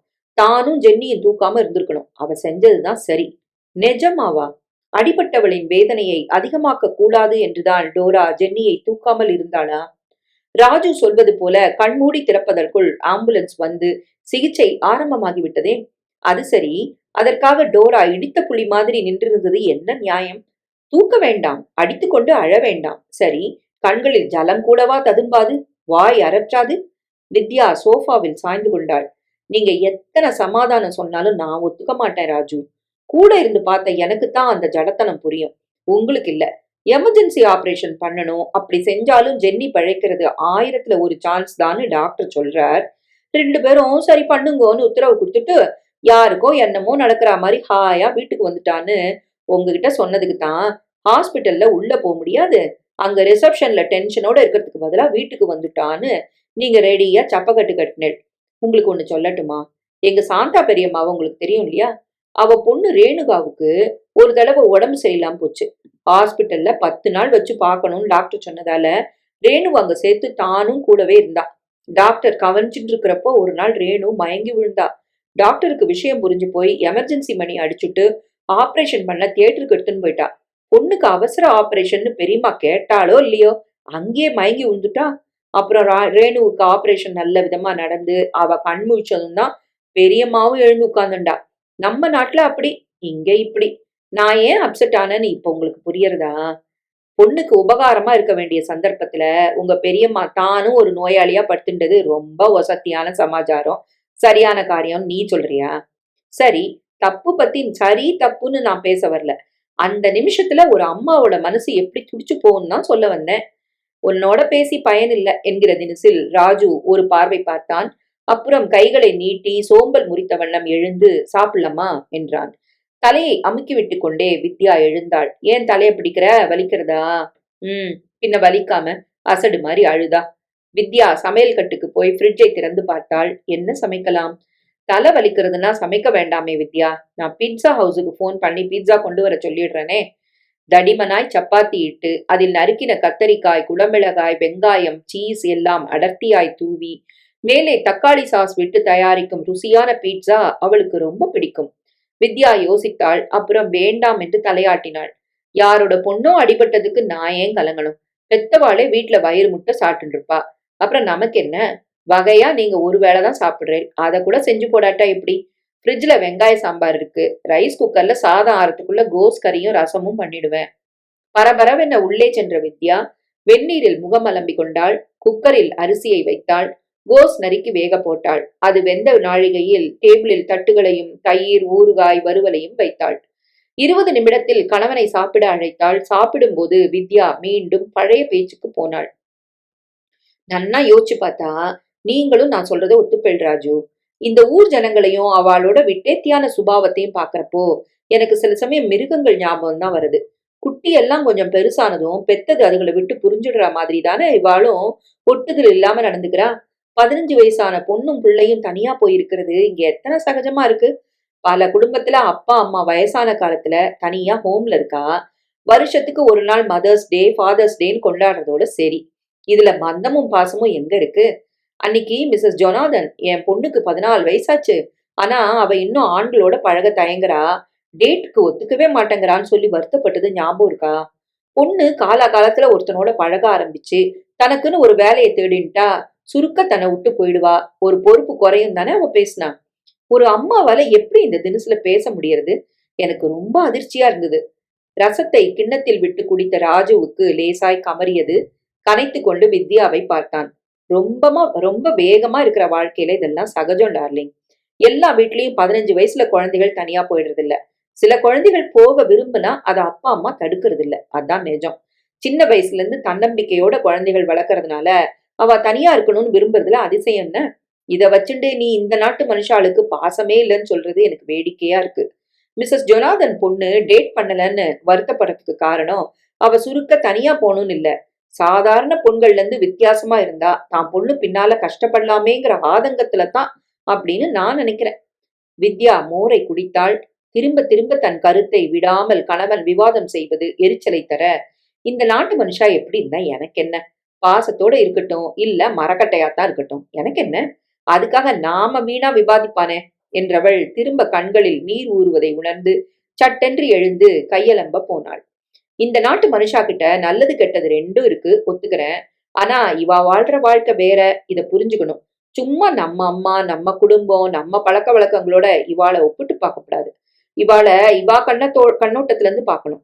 அப்பதான் அதுவும் தெளிவா புரியும். 21 வயசாகியும் இன்னும் இதெல்லாம் புரிஞ்சுக்காத குழந்தையா நீ இருக்கியேன்னு எனக்கு ஆச்சரியமா இருக்கு டார்லிங். கையலம்பி கொண்டு வந்தவளை ராஜு பிடிவாதமாய் இழுத்து மடியில் உட்கார வைத்து இதமாய் பேசிய நிமிடத்தில் வாசல் மணி அழைத்தது. தொந்தரவுக்கு மன்னிக்கணும், ஒரு நிமிஷம் உள்ள வரலாமா? வித்யா செய்த உதவிகளுக்கு நன்றி சொல்லிட்டு போயிடுறேன். ஒரு நிமிஷம் என்ன, அரை மணி இருக்கலாம், வா மார்க். உள்ளே வந்த மார்க் வரவேற்பறை சோஃபாவில் உட்கார்ந்து கொண்டான். மார்க், என்ன சாப்பிடுற? Scotch and soda please. Vidya drink குடிக்க மாட்டாள் என்று தெரியுமாதலால், உனக்கு என்ன வேணும் டார்லிங், காஃபி ஆர் கோக் என்று கேட்டான் ராஜு. கோக். சமையல் கட்டுக்கு போய் கோலாவும் பாரில் இருந்து தங்கள் இருவருக்கும் ஸ்காட்ச் எடுத்து வந்து ஆளுக்கொன்று கொடுத்துவிட்டு தன் பானத்துடன் ராஜு உட்கார்ந்தான். ஜென்னி எப்படி இருக்கா, ஏதாவது தகவல் வந்துதா? இல்லை என்று மார்க் தலையாட்டினான். பிறகு வித்யா பக்கம் திரும்பி, உனக்கு தான் கஷ்டம் வித்யா, டோராவுக்கு நீ இருந்தது தெம்ப அழிச்சுதான், ரொம்ப நன்றி என்றான். அப்படி என்ன பெரிய உதவி பண்ணிட்டேன் மார்க், மனுஷனுக்கு மனுஷன் இந்த உதவி கூட செய்யலன்னா எப்படி? அந்த பேச்சை விடு. டாக்டர் ஏன் இன்னும் போன் பண்ணல? நீயாவது போன் செஞ்சு விசாரிக்க கூடாதா? பெரிய வாயாய் ஒரு மடக்கு குடித்தான் மார்க். ஆபரேஷன் முடிஞ்சிட்டுதுன்னா அதனோட விளைவு எப்படி இருந்தாலும் கண்டிப்பா டாக்டர் போன் பண்ணிடுவாரு. போன் வராததுல இருந்து இன்னும் ஆபரேஷன் முடியலன்னு தெரியுது. 7ல இருந்து 8 மணி நேரம் ஆகலான்னு டாக்டர் சொல்லியிருக்காரே. பாத்தீங்களா எத்தனை அசரத்தையா பதில் சொல்றான் என்ற தினசில் கணவனை ஒரு பார்வை பார்த்தாள் வித்யா. ராஜு அதை புரிந்து கொண்டதாய் தெரியவில்லை. கவலை முகத்தில் கோடு போட, ஜென்னி ரொம்ப மோசமா இருக்காளா மார்க் என்றான். சில கணங்கள் மௌனமாய் இருந்த மார்க், மோசம், ரொம்ப மோசம் என்றான். டோரா எப்படி இருக்கா? உடைஞ்சு போயிருக்கா ராஜு. நான் வேற என்ன சொல்ல? குழந்தைங்களுக்கு எதிரில தான் வேதனையை காட்டிக்க கூடாதுன்னு பிடிவாதமா இருக்கா. சாப்பாடு ஆகி குழந்தைகள் படுக்க போயிட்டாங்களே, என்னோட நீயும் வாயேன், ராஜு வித்யாவோட பேசிக்கிட்டு இருந்துட்டு வரலான்னு. டாக்டர் எந்த நிமிஷமும் போன் பண்ணலாம், நான் வரலன்னு மறுத்துட்டா. உள்ளுக்குள்ள டோரா ஆடி போயிருக்கிறது எனக்கு புரியுது. ஆனா அந்த வேதனையை குறைக்க என்னால என்ன செய்ய இயலும்? மேலே பேச முடியாமல் லேசாய் உணர்ச்சி வசப்பட்டு போன மாதிரி மார்க் பேச்சை நிறுத்தி விட்டான். டோராவா உடைந்து போயிருக்கிறாளா? அப்படியா மார்க் நினைக்கிறான்? சட்டென்று எழுந்த சிரிப்பை வித்யா அடக்கி கொண்டாள். டோரா ஜடமாய் நின்றதையே உடைந்து போய்விட்டதாய் மார்க் நினைக்கிறானே. அப்புறம் இந்த நிலையில் இந்திய பெண் ஒருத்தியை பார்க்க நேர்ந்தால் என்ன சொல்வான்? தலை வலிக்கிறது என்று சொல்லிவிட்டு பேசாமல் எழுந்து போய்விடலாமா என்று கூட வித்யாவுக்கு தோன்றியது. பானம் தீர்ந்து போய்விட்டதால் ராஜு எழுந்து போய் திரும்ப ஊற்றிக்கொண்டு வந்தான். விபத்து பற்றின விவரம் ஏதாவது தெரிஞ்சுதா மார்க்? கொஞ்ச நேரத்துக்கு முன்னாடி நாங்க ஹாஸ்பிட்டல்ல இருந்து வந்தப்புறம் நார்மன் பிளாக் வக்கீல் எங்களை பார்க்க வந்தாரு. எந்த நார்மன் பிளாக்? அந்த பெரிய பிசினஸ் மேனா? யா. வித்யா நிமிர்ந்து உட்கார்ந்தாள். நார்மன் பிளாக்கின் வக்கீல் வந்திருந்தாரா? கோடீஸ்வரர் என்று புகழப்படும் அந்த நார்மன் பிளாக்கின் வக்கீலா? எதற்காக? நான் விவரத்தோட விவரம் கேட்டா நீ சம்பந்தம் இல்லாம நார்மன் பிளாக் பத்தி பேசுறிய மார்க். நிறைய சம்பந்தம் இருக்கு ராஜு. இன்னைக்கு ஜென்னி மேல ஏறின டொயோட்டோ கார் நார்மன் ஜூனியருக்கு சொந்தமானது, புரியுதா? மெல்லிதாய் விசில் அடித்தான் ராஜு. ஜென்னி விபத்துல நார்மன் வேறு சம்பந்தப்பட்டிருக்கிறாரா என்பது மாதிரி. விபத்து தெரு திருப்பத்துல நடந்தாலும் ஓரளவுக்கு தெரு வெறிச்சிட்டு இருந்ததுனாலும் நேர் சாட்சியா கிட்டத்துல நின்னு யாரும் ஜென்னி மேல கார் மோதினதை பாக்கல. கொஞ்சம் தள்ளி வந்துகிட்டு இருந்த சின்ன பையன்கள் சிலர் விபத்தை பார்த்துட்டு வர்றதுக்குள்ள நார்மல் ஜூனியர் காரை விட்டு இறங்கி ஓடி இருக்கிறான். ஓடிட்டானா? எங்க அவன்? ஏன் இந்த தெருவுக்கு வந்தான்? நடுத்தர மக்கள் வாழற இந்த தெருவுல அவனுக்கு என்ன வேலை? தாம்சன் மகள் லிண்டா நார்மன் ஜூனியரோட சிநேகிதி. அவளை அழைச்சிட்டு போக வந்தப்பதான் திருப்பத்துல ஜென்னி மேல ஏத்திட்டான். வண்டியை விட்டு இறங்கி ஓடினவன் லிண்டா வீட்டுக்கு போய் விஷயம் ஒன்னும் சொல்லாம தான் எஸ்டேட்டுக்கு போன் பண்ணி வேற காரை வழிவரைச்சுக்கிட்டு சீக்கிரமே வீட்டுக்கு போயிட்டானா? பையனுக்கு சரியான போதையாம். போலீஸ் சார்ஜன்ட் சொன்னாரு. போதையா? பகல் 3 மணிக்கா? அவன் போதை மருந்து பழக்கம் உள்ளவனா. அப்புறம் அப்புறம் என்ன? கார் நம்பரை கொண்டு இன்னார் காருன்னு தெரிய வர 10வது நிமிஷம் எஸ்டேட்டுக்கு போலீஸ் போயிட்டுது. அவசரமா தகப்பனார் வீட்டுல இருந்து பூரா விஷயத்தையும் தெரிஞ்சுக்கிட்டு இருக்கிறாரு. கோர்ட்டு அது இதுன்னு அலைஞ்சி தான் மகனோட மானத்தோட தான் பேரும் சீரழிய வேணான்னு எங்களை பார்க்க உடனடியா வக்கீல் அனுப்பிட்டாரு. வக்கீல் என்ன சொன்னாரு? ஜென்னியோட உடம்பு எப்படி இருக்கிறதுன்னு கவலையோட விசாரிச்சாரு. $100,000 நஷ்ட ஈடு தரும், பெரிய மனசு பண்ணி மன்னிச்சு கோர்ட்டுக்கு போகாம தீத்துடுங்கன்னாரு. 100,000? டே அப்பா! வித்யா வாயை பிளந்தாள். 100,000 என்றால் $1,00,000 ஆகிறது. அப்படி என்றால் சுமார் 8 லட்சம் ரூபாயா? ஏ அப்பா! என்ன முடிவு பண்ணிருக்கிறீங்க? தெரியல ராஜு. டோராவோட இன்னும் நான் இதை பத்தி பேசல. அவ என்ன நினைக்கிறான்னு பாக்கணும். ஜென்னியோட நிலை பத்தி டாக்டர்கள் என்ன சொல்றாங்கன்னு தெரிஞ்சுக்கணும். இதுல அவசரம் கூடாது, யோசிக்க வேண்டிய விஷயம் இல்லையா? அடுத்து வந்த சில நிமிடங்களுக்கு யாரும் பேசவில்லை. வித்யா எழுந்து உள்ளே போய் தட்டு நிறைய ஓமப்பொடி கொண்டு வைத்தாள். அதிர்ஷ்டவசமா ஆம்புலன்ஸ் சீக்கிரம் வந்துட்டுது. இல்லாட்டா ஜென்னிக்கு ரத்தப்போக்கு அதிகமா இருக்கும்னு டாக்டர் சொன்னாரு. சில சமயங்கள்ல ஆம்புலன்ஸ் வரத்துக்கு 10-15 நிமிஷங்கள் ஆயிடுது. இது தவறு இல்லையா?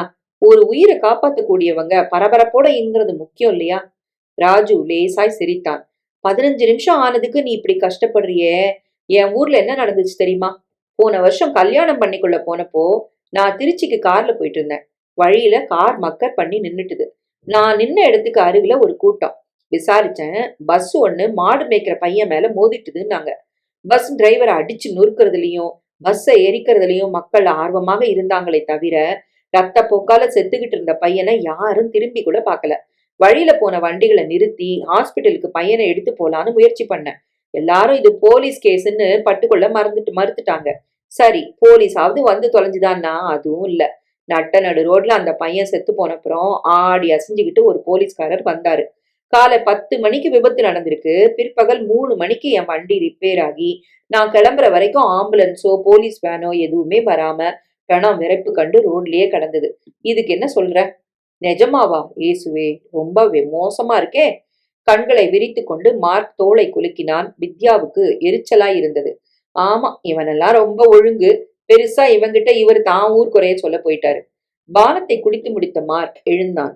ஜென்னிக்கு எப்படி இருக்குன்னு தெரிஞ்சா தேவலை போல இருக்கு என்று முணுமுணுத்தவன், அவ இல்லாம வீடு எப்படி வெறிச்சோடிட்டுது தெரியுமா? வித்யா, அந்த கலகலப்பும் சிரிப்பும் இல்லாம மனசுக்கு சங்கடமா இருக்கு. 7 வருஷமா பழகிட்ட சிரிப்பு இல்ல அது என்றும் சின்ன குரலில் சொன்னான். மார்க்கின் அந்த நிமிட வேதனை வித்யாவுக்கு அப்பாடி என்று இருந்தது. இவனாவது அப்பாவாய் லட்சணமாய் கொஞ்சம் பாசத்தோடு இருந்தால் சரி. வருத்தத்தில் வருஷம் கூட மறந்துட்டுதா மார்க்? போன மாசம் தானே ஜென்னிக்கு 8வது பிறந்த நாள் கொண்டாடினீங்க. அப்புறம் 7 வருஷமானா என்ன அர்த்தம்? மார்க் வித்யாவை ஊன்றி பார்த்தான். மறக்கவில்லை. வித்யா, 7 வருஷம்தான். உங்கள்கிட்ட நாங்க சொல்லலையோ என்னவோ. ஆனாலும் இதுல ரகசியம் எதுவும் இல்ல. ஜென்னி எங்க சொந்த குழந்தை இல்ல. ஒரு வயசுல அவளை நாங்க தத்தெடுத்துக்கிட்டோம் வித்யா. என்னது? இதற்கு ஏன் நீ இத்தனை ஆச்சரியப்படுகிறாய் என்கிற தினசில் மார்க் அவளை பார்த்தான்.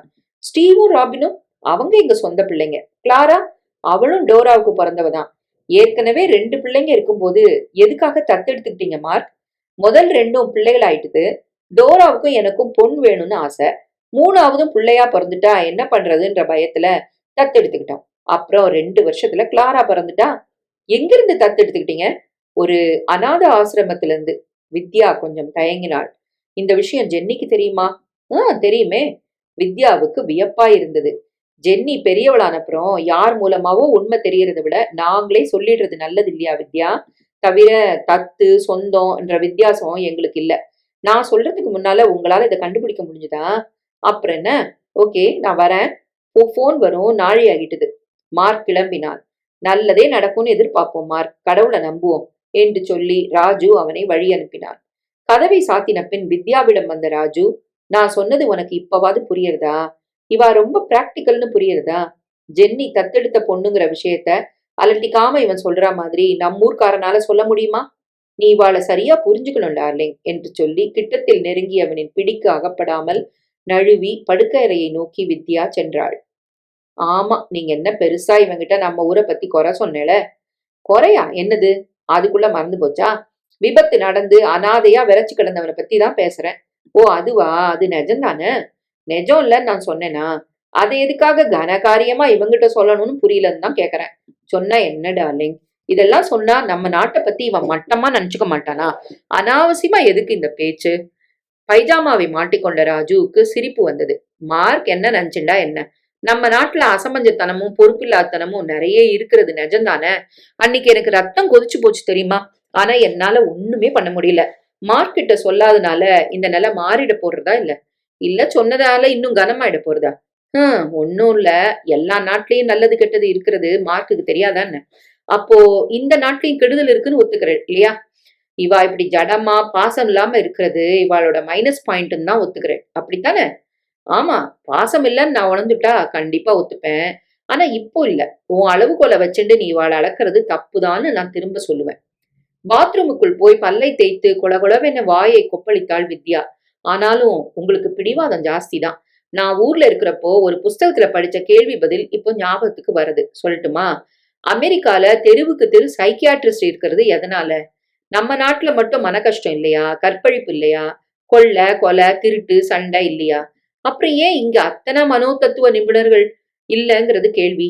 இந்திய குடும்பத்துல ஒருத்தருக்கு மன கஷ்டம்னா குடும்பத்துல மத்தவ அத்தனை பேரும் பாடுபட்டு அந்த கஷ்டத்துக்கான காரணத்தை கண்டுபிடிச்சு எப்படியோ அதை தீர்த்து வைக்க பாடுபடுறா. கூட்டு குடும்பமா இருக்கிறதுனாலயும் ஒருத்தருக்கு ஒருத்தர் அதீத பாசப்பிணைப்போட இருக்கிறதுனாலயும் இது சாத்தியமாறுது. ஆனா அமெரிக்கா மனுஷா நடுவுல இந்த சுவாதீனமும் ஒருத்தரோட ஒருத்தர் மனசு விட்டு பேசுறதும் குறைஞ்சதுனால காசு கொடுத்து நிபுணர்கிட்ட போயாவது அவ தங்களோட மனவேதனையை தணிச்சுக்க முயற்சி பண்றான்னு ஒரு டாக்டர் பதில் சொல்லியிருக்கார். இதுக்கு என்ன சொல்றேன்? நம்ம நாட்டை விட இங்க பந்தபாசம் குறைச்சல் தான் இப்பவாது ஒத்துப்பலா? நோ என்று தலையை ஆட்டினான் ராஜு. இப்படி பொதுவா பேசுறதே தப்புன்னு தான் நினைக்கிறேன். நம்ம நாட்டுல மட்டும் சண்டை போட்டு குத்திண்டு சாகிற அண்ணன் தம்பி இல்லையா? பெத்த குழந்தைய விக்கிற அம்மா இல்லையா? சொந்த மகளை விபச்சாரத்துல ஈடுபடுத்துற அப்பா இல்லையா? நிதானமா யோசிச்சா நம்ம ஊர்ல கல்யாணம் பண்ணிண்டு 50 வருஷம் வாழ்ற தம்பதி போல இங்கேயும் நிறைய பேர் இருக்கிறது உனக்கே புரியும். விவாகரத்தும் வயசு வந்துட்டா தனியா போய் வாழ்றதும் நம்ம நாட்டிலயும் இப்ப அதிகமாயிட்டு இருந்தே. உலகம் பூரா மாறிண்டு வருது வித்தி. இந்தியா பொருளாதாரத்துல 100 வருஷம் பின்தங்கி இருக்கிறதுனால அமெரிக்கால இப்ப இருக்கிற நிலை இன்னும் நம்ம நாட்டுக்கு வரல. இந்த ஜெட் யுகம் இன்னும் இந்தியாவை முழுசா பாதிக்கல. வளர்ந்துட்ட சமுதாயத்துல இவ உணர்ச்சிகள் வெளியில காட்டிக்கிறது அநாகரிகம்னு நினைக்கிறா. அதுக்காக மனசுல பாச உணர்வே இல்லைன்னு நீ சாதிக்கிறது அசட்டுத்தனம். அப்ப நடு ரோட்ல முத்தம் கொடுத்துக்கிறதும் கட்டிக்கிறதும் ரொம்ப நாகரிகமா? அது மட்டும் உணர்ச்சிகள் 4 பேர் நடுவுல காட்டிக்கிறதா ஆகலையா? வாயில் இந்த பிரஷை வெளியில் எடுத்துவிட்டு பேசினில் ராஜு துப்பினான். நீ சொல்றது இந்த விஷயத்துல கரெக்ட் தான். 3ஆம் மனுஷா நடுவுல அழுது புலம்பி தங்களோட வேதனையை காட்டிக்க மறுக்கிறவா இப்படி வெளிப்படையா செக்ஸ் விஷயத்துல நடந்துக்கிறது வேடிக்கை தான். ஒருவேளை சந்தோஷம்னா வெளிப்படுத்தலாம், துக்கம்னா காட்டிக்க கூடாதுன்னு நினைக்கிறாளோ என்னவோ. இத பத்தி ப்ரொஃபசர் ஆண்டனி கிட்ட கேட்க ஞாபகப்படுத்து வித்தி. அவர் கேட்டு பார்க்கலாம். அது சரி, பெத்த குழந்தைகள்கிட்ட ஒரு வயசுக்கு அப்புறம் விட்டேத்தியா நடந்துக்கிறது ஏன்? அதுக்கு என்ன விளக்கம் சொல்ல போறேன்? விட்டேத்தின்னு நான் சொல்ல மாட்டேன், ரொம்ப தலையிட மாட்டேங்கிறா, அவ்வளவுதான். அது அந்த வயசுக்கும் மனசுக்கும் கொடுக்கிற மரியாதையா நினைக்கலாம் இல்லையா? முருகா! சலிப்புடன் வித்யா தலைகாணியில் சாய்ந்தாள். இது என்ன விதண்டாவாதம்? நீங்க சொல்றத நான் ஒத்துக்க போறதில்ல. என் கருத்தை நீங்க ஏத்துக்க போறதில்ல. அப்புறம் எதுக்கு இந்த பேச்செல்லாம்? செருப்பை கழட்டி விட்டு ராஜுவும் படுக்கையில் உட்கார்ந்தான். நீ சின்ன குழந்தையாட்டம் பிடிவாதம் பண்றதாத்தான் எனக்கு தோன்றது டார்லிங். அதான் விடாம இப்படி உனக்கு புரிய வைக்க பாக்குறேன். உன் பார்வையை விசாலமா வச்சுக்கணும் வித்யா. இந்த நாட்டு ஜனங்களை வா கோணத்துல இருந்து பாக்க. இவன் முடிக்கும் முன் வித்யா அவசரமாய் பேசினாள். ஆல்ரைட், உங்க டோராவுக்கு பாசம் அதிகம். இந்த ஊர் பொண்கள் தான் உலகத்திலேயே பெஸ்ட் அம்மாக்கள். ரொம்ப பிராக்டிக்கலான மனுஷா. போருமா? கண் கலங்க லேசாய் உறக்க பேசின வித்யா எதிர்ப்புறம் பார்த்து திரும்பி படுத்துக் கொண்டாள். ராஜுவுக்கு இந்த குழந்தைத்தனமும் கண்கலங்களும் சிரிப்பை உண்டாக்கியது. அவள் காதுக்கு அருகில் குனிந்து ஹேய் கோமா என்றான். இங்க பாரேன், உன்கிட்ட இந்த குழந்தைத்தனம் தான் எனக்கு ரொம்ப பிடிக்கிறது வித்தி. இப்படி திரும்புமா? ஒன்னும் வாண்டாம். ஏன் வாண்டாம்? எனக்கு தூக்கம் வருது. எனக்கு வரலையே. குண்டு கட்டாய் வித்யாவை திருப்பி ஐ லவ் யூ என்று சொல்லி ராஜு முத்தமிட்டதும் அவள் கோபமும் கண்கலங்களும் கொஞ்சம் கொஞ்சமாய் சரிய தொடங்கின. மறுநாள் காலை 7 மணிக்கெல்லாம் டோராவுக்கு போன் பண்ணி ஜென்னி எப்படி இருக்கிறாள் என்று வித்யா கேட்டாள். ஆபரேஷன் முடிஞ்சிடுச்சு வித்யா, ஜென்னி இன்னும் உயிரோட தான் இருக்கா.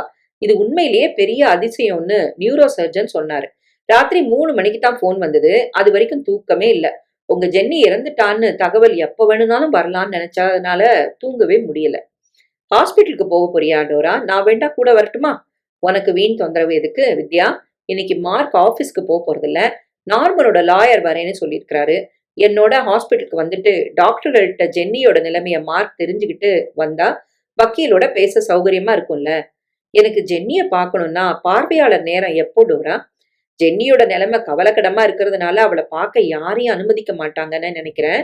எதுக்கும் நான் ஹாஸ்பிட்டலுக்கு போயிட்டு வந்ததும் உனக்கு விவரம் தெரிவிக்கிறேன். போனை வைத்து விட்டு திரும்பிய வித்யாவினுள் நேற்றைய எரிச்சல் மறுபடியும் மண்டத் தொடங்கியது. ராஜுவுக்கு காலை உணவு தயாரித்து கொடுத்த பின் அவன் சாப்பிடும் நாழிகையில் டோராவை திட்டத் தொடங்கினாள். ராத்திரி பூரா தூங்கலையாம். ஏன்னா ஜென்னி செத்து போயிட்டாங்கிற போனை எதிர்பார்த்துட்டே இருந்ததுனால தூக்கம் வரலையாம். ஐயோ கடவுளே, இவ வாயில நல்ல வார்த்தையே வராதோ. பொண்ணு ஹாஸ்பிட்டல்ல இப்போ அப்போன்னு கிடக்குறப்போ தூக்கம் வரலன்னு இவ அவஸ்தைப்படுறாளே, இது எத்தனை கேவலமான விஷயம். இந்த டோரா ஒரு அம்மா, இவளுக்கு உங்க சப்போர்ட் வேற. எனக்கு என்ன தோன்றதுன்னா, ஜென்னி தத்தெடுத்த பொண்ணுங்கிறதுனாலதான் இவளுக்கு இத்தனை அலட்சியம்னு. நீங்க என்ன நினைக்கிறீங்க ராஜு? எனக்கு அப்படி தோணல. ஏன் தோணல? இல்லன்னா இவளோட இந்த நடத்தைக்கு காரணம் தான் என்ன? எந்த நடத்தைக்கு? ஓ ராஜு, விளையாடாதீங்க. திரும்ப திரும்ப சொல்றேன் வித்யா, டோரா கிட்ட எனக்கு குத்தமா எதுவுமே தெரியல. இந்த நாட்டு வழக்கப்படி அவ தான் சங்கடத்தை வெளியில காட்டிக்காம இருக்கா, அவ்வளவுதான். ஜென்னி நிலைமை ரொம்ப மோசமா இருக்கு. அத விவேகத்தோட எடுத்துக்கிறத விட்டுட்டு டோரா அழுது புலம்புறதுல யாருக்கு லாபம்? அத விடுங்கோ. மார்க் ஆபீஸ்க்கு போறது இல்லையா? ஏன் தெரியுமா? பொண்ணுக்கு இப்படி இருக்கேங்கிற வேதனையினால இல்ல. பொண்ணு உசுருக்கு பதிலா வக்கீலோட பணபேரம் பண்றதுக்காக. இதுவும் விவேகம் தானோ? ஆமா, இதுல என்ன தப்பு? பண்ண பாவத்துக்கு அந்த பையன் பிராயச்சித்தம் பண்ண வேண்டாமா? ஏன் உங்க உறவுக்கார வீட்டுல கூட இந்த மாதிரி நடந்ததுன்னு நீ முன்ன சொல்லிருக்கியே, ஞாபகம் இருக்கா? வித்யாவுக்கு நன்றாய் ஞாபகம் இருந்தது.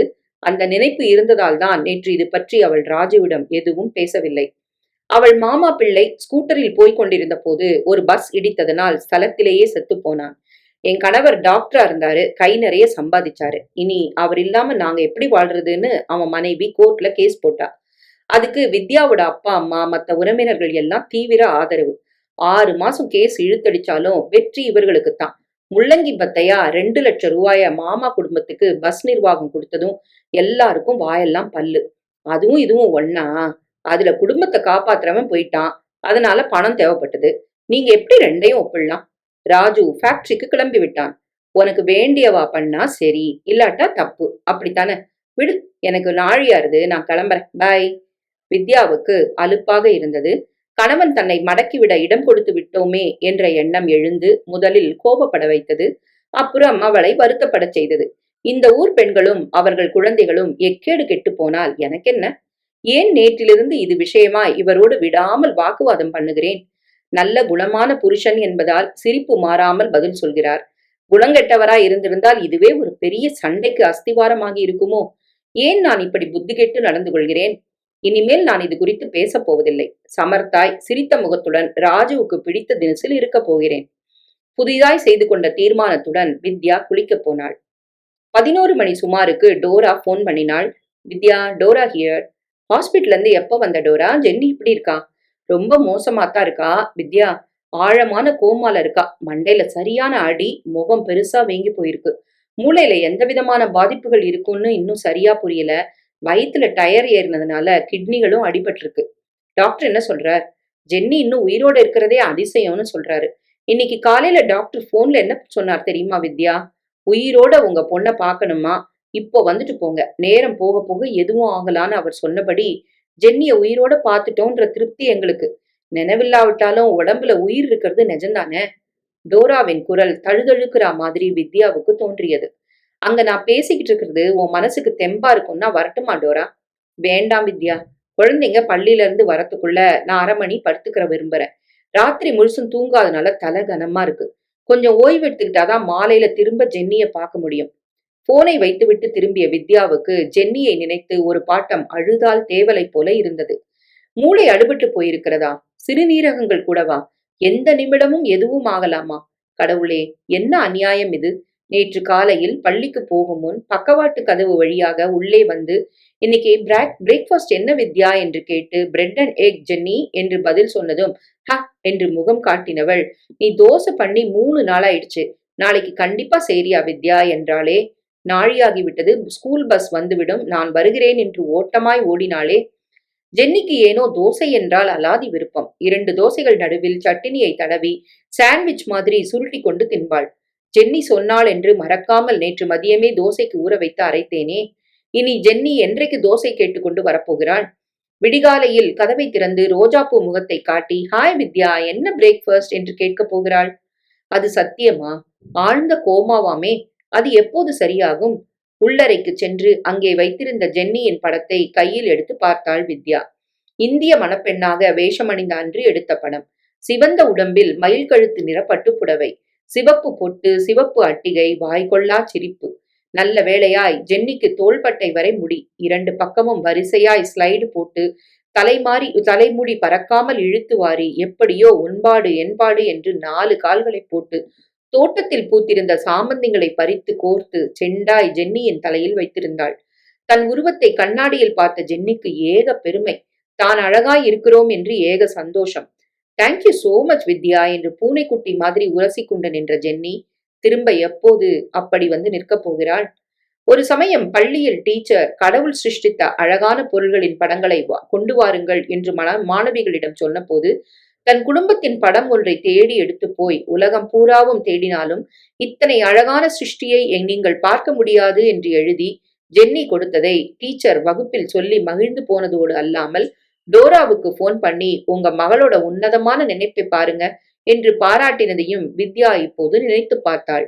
தன் குடும்பத்தை ஜென்னி நேசிக்கும் அளவு இவர்கள் அவளிடம் அன்பு செலுத்துகிறார்களோ? இல்லை. அப்படிப்பட்ட பவித்திரமான அன்பு இவர்களுக்கு இருப்பதாய் நிச்சயம் தெரியவில்லை. இருந்திருந்தால் நான் கொஞ்சம் தூங்க போறேன்னு டோரா சொல்லியிருப்பாளா? பெண் உயிருக்கு மன்றாடி கொண்டிருக்கும் போது ஒரு அம்மாவுக்கு தூக்கம் எப்படி வரும்? தத்தெடுத்த பெண் என்பதால் டோராவால் இப்படி இருக்க முடிகிறதோ? மேல் நாட்டவரின் தத்தெடுத்துக் கொள்ளும் மனப்பான்மை உலக பிரசித்தமாயிற்றே. தங்களுக்கு குழந்தை வேண்டுமானால் பெற்றுக்கொள்ளாமல் கண்காணாத ஏழை நாடுகளில் இருந்தெல்லாம் குழந்தைகளை தத்தெடுத்துக் கொண்டு மனதில் கல்மிஷமே இல்லாமல் சொந்த குழந்தைக்கும் வளர்ப்பு குழந்தைக்கும் வித்தியாசமே இல்லாமல் வளர்ப்பார்கள் என்பதெல்லாம் வெறும் பேச்சுதானா? கிட்டத்தில் போய் பார்க்கும்போது பாசத்தில் வெவ்வேறு ஆழங்கள் இருப்பது புரிகிறதா? வித்யாவுக்கு திடுமென்று முதல் நாள் இரவு மார்க், உங்களுக்கே நான் சொல்ற வரைக்கும் இந்த உண்மை புரியலையே என்று கூறினது ஞாபகத்துக்கு வந்தது. அதுவும் சரிதானே. மார்க் உண்மையை உடைக்கும் வரை என்னால் இதை யூகிக்க முடியவில்லையே.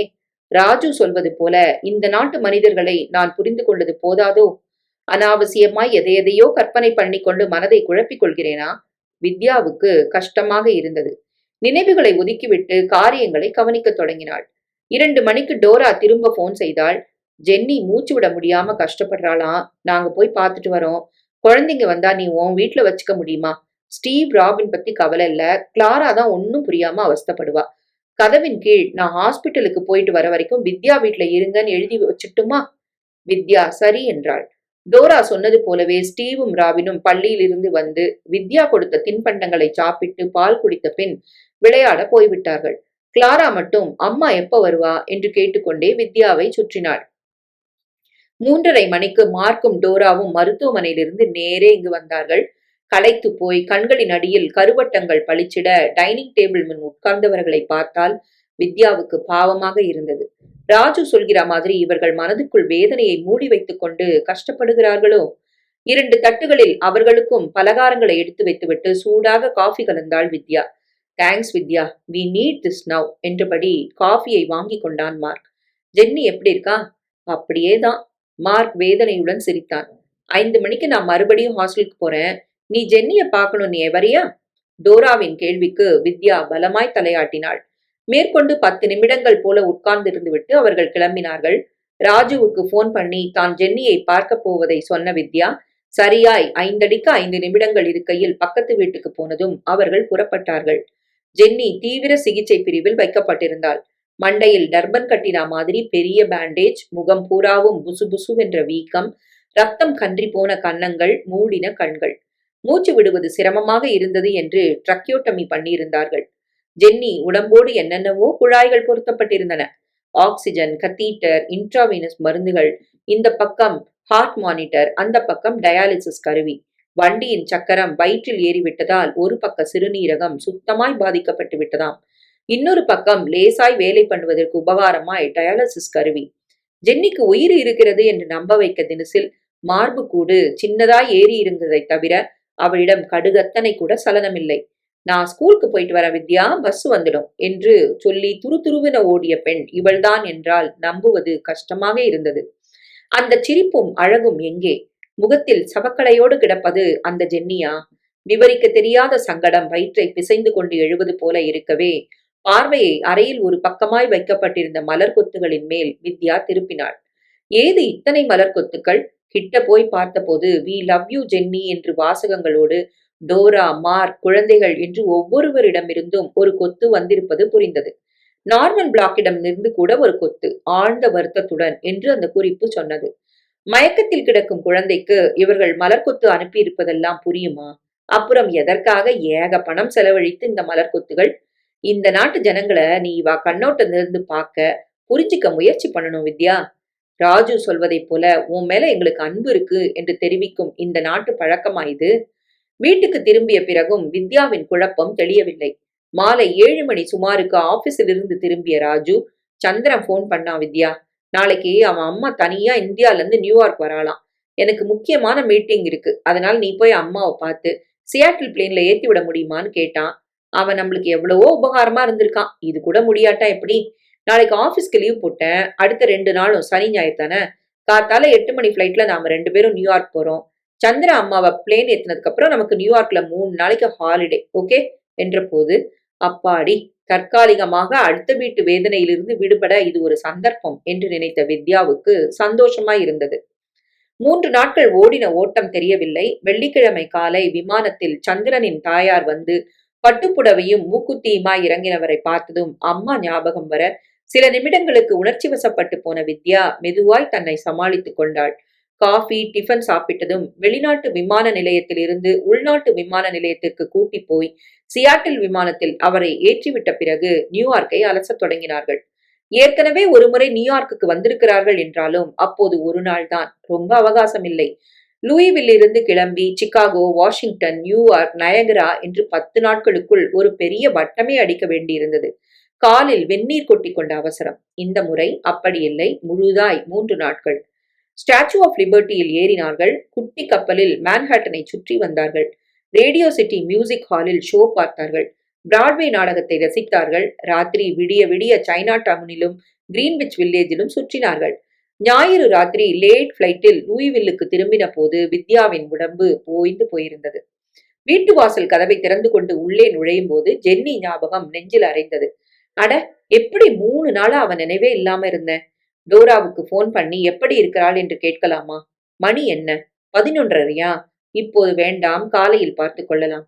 புடவையை மாற்றிக்கொண்டு படுக்கையில் விழுந்த வித்யா மீண்டும் கண்ணை விழிக்கும் போது கடிகாரம் 8:15 என்றது.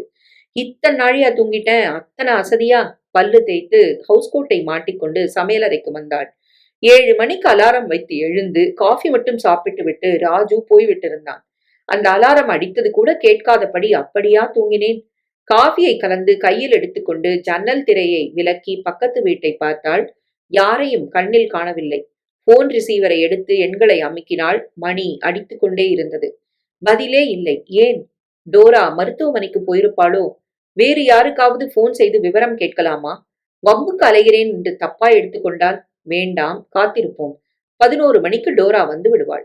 3 நாள் அழுக்கு துணிகளை தோய்த்து குளித்த பின் அருகில் இருந்த சூப்பர் மார்க்கெட்டுக்கு போய் பால், தயிர், சிப்ஸ், காய்கறி, இன்னும் தேவையான சாமான்களை வாங்கி வந்தவள் திரும்ப டோரா கிடைப்பாளா என்று முயற்சி செய்தாள். இல்லை. ஜென்னிக்கு உடம்பு அதிகமாய் இருக்கிறதா? அதுதான் மருத்துவமனையில் இத்தனை நாழிகை இருக்கிறாளா? என்ன பண்ணுவதென்று புரியாமல் மதிய சாப்பாட்டை தட்டில் வைத்துக் கொண்டு டிவியில் சினிமா பார்த்தாள். 3 மணி வரையில் காக்கையிடம் இருந்து கூட தகவல் இல்லை. 3:15 அளவில் தோட்டத்திற்கு போய் நின்று கொண்டாள் வித்யா. அவள் எதிர்பார்ப்பு வீணாகவில்லை. தூரத்தில் ஸ்டீவும் ராபினும் வருவது புரிய கையை ஆட்டி அவர்களை அழைத்தாள். ஹாய், எப்போ வந்த? நேத்து ராத்திரி. ஸ்டீவ், ஆமா, வீட்டுல அம்மா இல்லையா? போன் அடிச்சுக்கிட்டே இருந்ததே. வித்யாவின் வீட்டுக்குள் நுழைந்த பிறகு ஸ்டீவ், அம்மா ஹாஸ்பிட்டல்ல இருக்கா என்றான். சாப்பிடுவதற்கு தீனிகளை மேஜை மேல் வித்யா எடுத்து வைத்தாள். ஜென்னி எப்படி இருக்கா? ரொம்ப மோசமா வித்யா. நேத்து அம்மா அவளுக்கு ரத்தம் கொடுத்தா, தெரியுமா? தெரியாதே, நினைவு திரும்பிட்டுதா? இன்னும் இல்ல. அந்த பையன்களிடம் வேறு என்ன கேட்பதென்று வித்யாவுக்கு புரியவில்லை. அந்த நாட்டில் 16 வயதுக்கு உட்பட்டவர்களை வார்டில் அனுமதிக்க மாட்டார்கள் என்பது அவளுக்கு தெரியும். நோயாளியை சின்ன குழந்தைகள் பார்க்க வேண்டுமானால் கொஞ்சம் உடம்பு தேறின பிறகு வரவேற்பறையில் தான் சந்திப்பது சாத்தியம். கிளாரா எங்க? அவ பள்ளியிலிருந்து ஜாக்குலின் வீட்டுக்கு போயிட்டா. அப்புறமா அப்பா போய் அழைச்சுக்குவாரு. இத்தனை நேரம் சும்மா இருந்த ராபின் பேசினான். ஜென்னி சரியாயிடுவாளா வித்யா? 4 நாளா எங்களுக்கு ஒண்ணுமே பிடிக்கல, தெரியுமா? தினம் அவளுக்காக பிரார்த்தனை செய்யறோம். அப்பா அம்மா கிட்ட ஜென்னிக்கு எப்படி இருக்குன்னு நச்சரிக்க கஷ்டமா இருக்கு. ராபின் உதட்டை கடித்து கொண்டு அழுது விடாமல் இருக்க பிரயத்தனப்பட்டு கொண்டு பேசுவது புரிய வித்யா கையை நீட்டி அவன் முடியை கோதிவிட்டாள். அவ சீக்கிரமா சரியாயிடுவா ராபின், கவலைப்படாத. சில நிமிடங்களில் தேங்க்ஸ் வித்யா, நாங்க போறோம், சாவி எங்கள்கிட்ட இருக்கு, போய் படிக்கணும் என்று பையன்கள் கிளம்பினார்கள். அம்மா அல்லது அப்பா வந்தா எனக்கு போன் பண்ண சொல்றியா? பிள்ளைகள் தலையாட்டி விட்டு வீட்டுக்கு போனார்கள். 7 மணிக்கு ராஜு வேலையிலிருந்து திரும்பிய போதும் டோராவிடம் இருந்து போன் இல்லை. என்னாச்சு? நேத்திக்கு ஜென்னிக்கு ரத்தம் ஏத்திருக்கா. டோரா தான் கொடுத்தாளாம், ஸ்டீவ் சொன்னான். ஹாஸ்பிட்டல்ல இல்லாத ரத்தமா? ஏன் இவ கொடுக்கணும்? ஜென்னி எப்படி இருக்காளோ தெரியலையே, நாம வேணா போய் பார்க்கலாமா? ராஜு மறுத்து விட்டான். ஹாஸ்பிட்டல்ல விசிட்டிங் அவர்ஸ் முடிஞ்சிருக்கோம், இனிமே நாம போக முடியாது. டோரா வரட்டும், பார்க்கலாம். சாப்பிட்டார்கள். பாத்திரங்களை அலம்பிக் கொண்டிருக்கையில் போன் ஒலித்தது. மார்க் அப்போதுதான் டோராவுடன் உள்ளே நுழைந்தானாம். வித்யா கவலைப்பட்டு கொண்டு 4 தரம் போன் பண்ணியதை குழந்தைகள் சொன்னதால் உடனே தொடர்பு கொண்டானாம். ஜென்னி எப்படி இருக்கா மார்க்? புது பிரச்சனை ஒண்ணு கிளம்பி இருக்கு ராஜு. நாங்க இப்ப அங்க வந்தா உங்களுக்கு தொந்தரவா இருக்குமா? Oh no, please come. பகல் பூராவும் டோரா வீட்டில் இல்லை. இனிமேல் தான் சமைக்க வேண்டும் என்பது ஞாபகத்துக்கு வர பீட்சா ஹவுஸை போனில் அழைத்து 4 ஸ்டீக் பிட்சாக்களை மார்க் வீட்டுக்கு கொண்டு தரவும் பில்லை தனக்கு அனுப்பவும் சொன்ன பிறகு அவர்கள் கிளம்பினார்கள். ஸ்டீவும் ராபினும் விளையாட்டறையில் இருந்தார்கள். கிளாரா எங்க? இனிமேதான் போய் அழைச்சிட்டு வரணும். சாப்பிட்டீங்களா? இன்னும் இல்ல. உங்களுக்காக ஸ்டீக் பீட்சா ஆர்டர் கொடுத்துருக்கேன். 10 நிமிஷத்துல வந்துடும். ஒன்னும் சமைக்க வேண்டாம். Thanks a lot. நல்ல காரியம் பண்ண. டோரா எங்க? பெட்ரூம்ல இருக்கா. தனக்கும் ராஜுவுக்கும் விஸ்கி கொண்டு வந்த மார்க், நீ என்ன சாப்பிடுற என்றான் வித்யாவிடம். ஒன்னும் வேணா, நான் போய் டோராவை பார்க்கலாமா? நிச்சயமா, போய் பாரு. விரலை மடித்துக்கொண்டு கதவில் வித்யா தட்டியதும் ப்ளீஸ் கமின் என்று டோரா அழைத்தாள். டோரா படுத்திருந்தால். வெளியே அணிந்து போன உடைகளை இன்னும் மாற்றவில்லை. 3 நாட்களில் டோரா மெலிந்திருப்பது புரிந்தது. பலவீனமா, வருத்தமா? டோராவின் மூக்கு சிவந்து கண்கள் கலங்கி இருப்பது கிட்டத்தில் போய் பார்த்தபோது புரிந்தது. அழுகிறாளா? டோராவா அழுகிறாள்? இப்போது இவள் தனிமையை கலைப்பது தவறா? நான் வேணா போயிட்டு அப்புறமா வரட்டுமா டோரா? ஓ நோ, ப்ளீஸ் உட்காரேன். கர்ச்சீஃபை பிரித்து கண்களுக்கு அடியில் வைத்துக் கொண்டே டோரா பேசினாள். வித்யா உட்காரவில்லை. உன் தனிமையை நான் கெடுக்க விரும்பல டோரா. நான் போயிட்டு. கையை நீட்டி டோரா தடுத்தாள். போகாத வித்யா, ப்ளீஸ். வித்யா உட்கார்ந்தாள். ஓரிரு நிமிடங்களுக்கு டோரா எதுவும் பேசவில்லை. சற்று பொறுத்து பேசின போது குரல் செம்மி இருந்தது. குழந்தைங்களுக்கு எதிரில என் துக்கத்தை காட்டிக்க கூடாதுன்னு நானும் எத்தனையோ பிரயத்தனப்படுறேன். முடியலையே வித்யா. அங்க ஜென்னி ஜடமா முக்கா பணமா கிடைக்கிறத நினைச்சிட்டா மனசு ஆடி போறது. நான் என்ன பண்ணுவேன்? எப்படி தைரியமா இருப்பேன் வித்யா? மூக்கை சிந்தி கொண்டு டோரா அழுத போது சட்டென்று டோரா மறைந்து ஒரு கணம் தன் அம்மா தோன்றின மாதிரி வித்யாவுக்கு தோன்றியது. ஜென்னி எப்படி இருக்கா டோரா? தலைக்காயம் கொஞ்சம் பரவாயில்ல. ஆனா கிட்னி ரெண்டும் சுத்தமா வேலை பார்க்கறத நிறுத்திட்டுது வித்யா. என்னது? ஆமா, அவளோட 2 சிறுநீரகங்களும் செயல்படல. எப்போத்துல இருந்து? நேத்து காலையில இருந்து. மேற்கொண்டு என்ன பண்ண போறாங்க? அதுக்காகத்தான் நீ ரத்தம் கொடுத்தியா? வேற எங்கேயுமே ஜென்னியோட ரத்த வகை கிடைக்கலையா என்ன? மீண்டும் மௌனத்தில் அமிழ்ந்து போனாள் டோரா. அப்புறம் நிதானமாய் பேசினாள். உடனடியா வேற கிட்னி ஒன்னாவது பொருத்தினாதான் ஜென்னி பொழைப்பாளாம் வித்யா. சிறுநீரக மாற்று ஆபரேஷனா? இது என்ன புது வேதனை? என்ன செய்ய போறீங்க டோரா? நானும் மார்க்கும் நேத்து பூராவும் யோசிச்சு ஒரு முடிவுக்கு வந்துட்டதுனால 2 பேரையுமே டாக்டர்கள் நேத்து மாலையே பரிசோதிச்சாங்க. அதிர்ஷ்டவசமா என் ரத்தம் ஜென்னியோடதோட பொருந்தி இருக்கு. இன்னைக்கும் நாள் முழுக்க திசுக்களை ஒப்பிட்டாங்க. கடவுள் புண்ணியத்துல அதுவும் ஒத்துக்கிட்டது. என்ன சொல்கிறாள் இந்த டோரா? ரத்த வகை, RH ஃபேக்டர், டிஷ்யூ ஃபங்க்ஷனிங், இந்த பரிசோதனைக்கெல்லாம் இப்போது என்ன முறை? வித்யா விழித்தாள். புரியலையா வித்யா? நாளைக்கு நான் ஹாஸ்பிட்டல்ல சேர போறேன். என் கிட்னி ஒன்னை எடுத்து விரைவில் ஜென்னிக்கு பொறுத்த டாக்டர்கள் சம்மதிச்சிட்டாங்க. என்னது? ஷாக் அடித்தா மாதிரி வித்யா அதிர்ந்து போனாள். 35 வயது டோரா, 3 குழந்தைகளுக்கு அம்மாவான டோரா, தத்து பெண்ணுக்கு தன் சிறுநீரகங்களில் ஒன்றை தர முன் வந்திருக்கிறாளா? அதுவும் அந்த பெண் பிழைப்பாளா? பிழைத்தாலும் தலைக்காயம் மாறுமா? அவள் எதிர்காலத்தில் சாதாரண பெண்ணா இருப்பாளா என்று எதுவும் புரியாத நிலையிலா? ஜென்னிக்கு நினைவு திரும்பி அவ பேச, கேட்க, சாப்பிட தொடங்கின பின் இந்த ஆபரேஷனை வச்சுக்க கூடாதா டோரா? முடியாது வித்யா. ஜென்னி இப்போ உயிர் பிழைக்கணும்னா இன்னும் 48 மணி நேரத்துல அவளுக்கு என் கிட்னி அவளுக்கு பொருத்தணும்.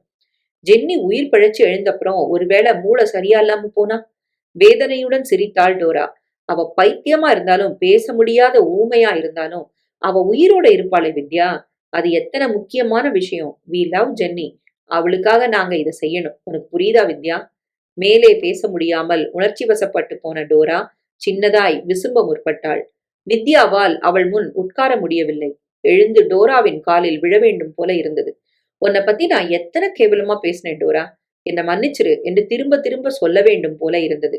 வெள்ளை தோலானாலும் கருப்பு தோலானாலும் அமெரிக்கர்னாலும் இந்தியரானாலும் அம்மா என்கிற வார்த்தைக்கு ஒரே அர்த்தம் என்பதை நான் உணர்ந்துட்டேன் என்று அரற்ற வேண்டும் போல் இருந்தது. மனசில் நினைத்த எதையுமே வெளியில் சொல்ல தெரியாமல் கடவுள் இருக்கிறாரு, தைரியமா இரு டோரா என்று மட்டும் சொன்ன வித்யா டோராவின் கைகளை பற்றி கொண்டு அவள் வேதனையை புரிந்து கொண்டு விட்ட தினசில் தனக்குள் பொங்கிய அழுகையை அடக்க பிடிக்காமல் தானும் அவளோடு சேர்ந்து விசும்பத் தொடங்கினாள்.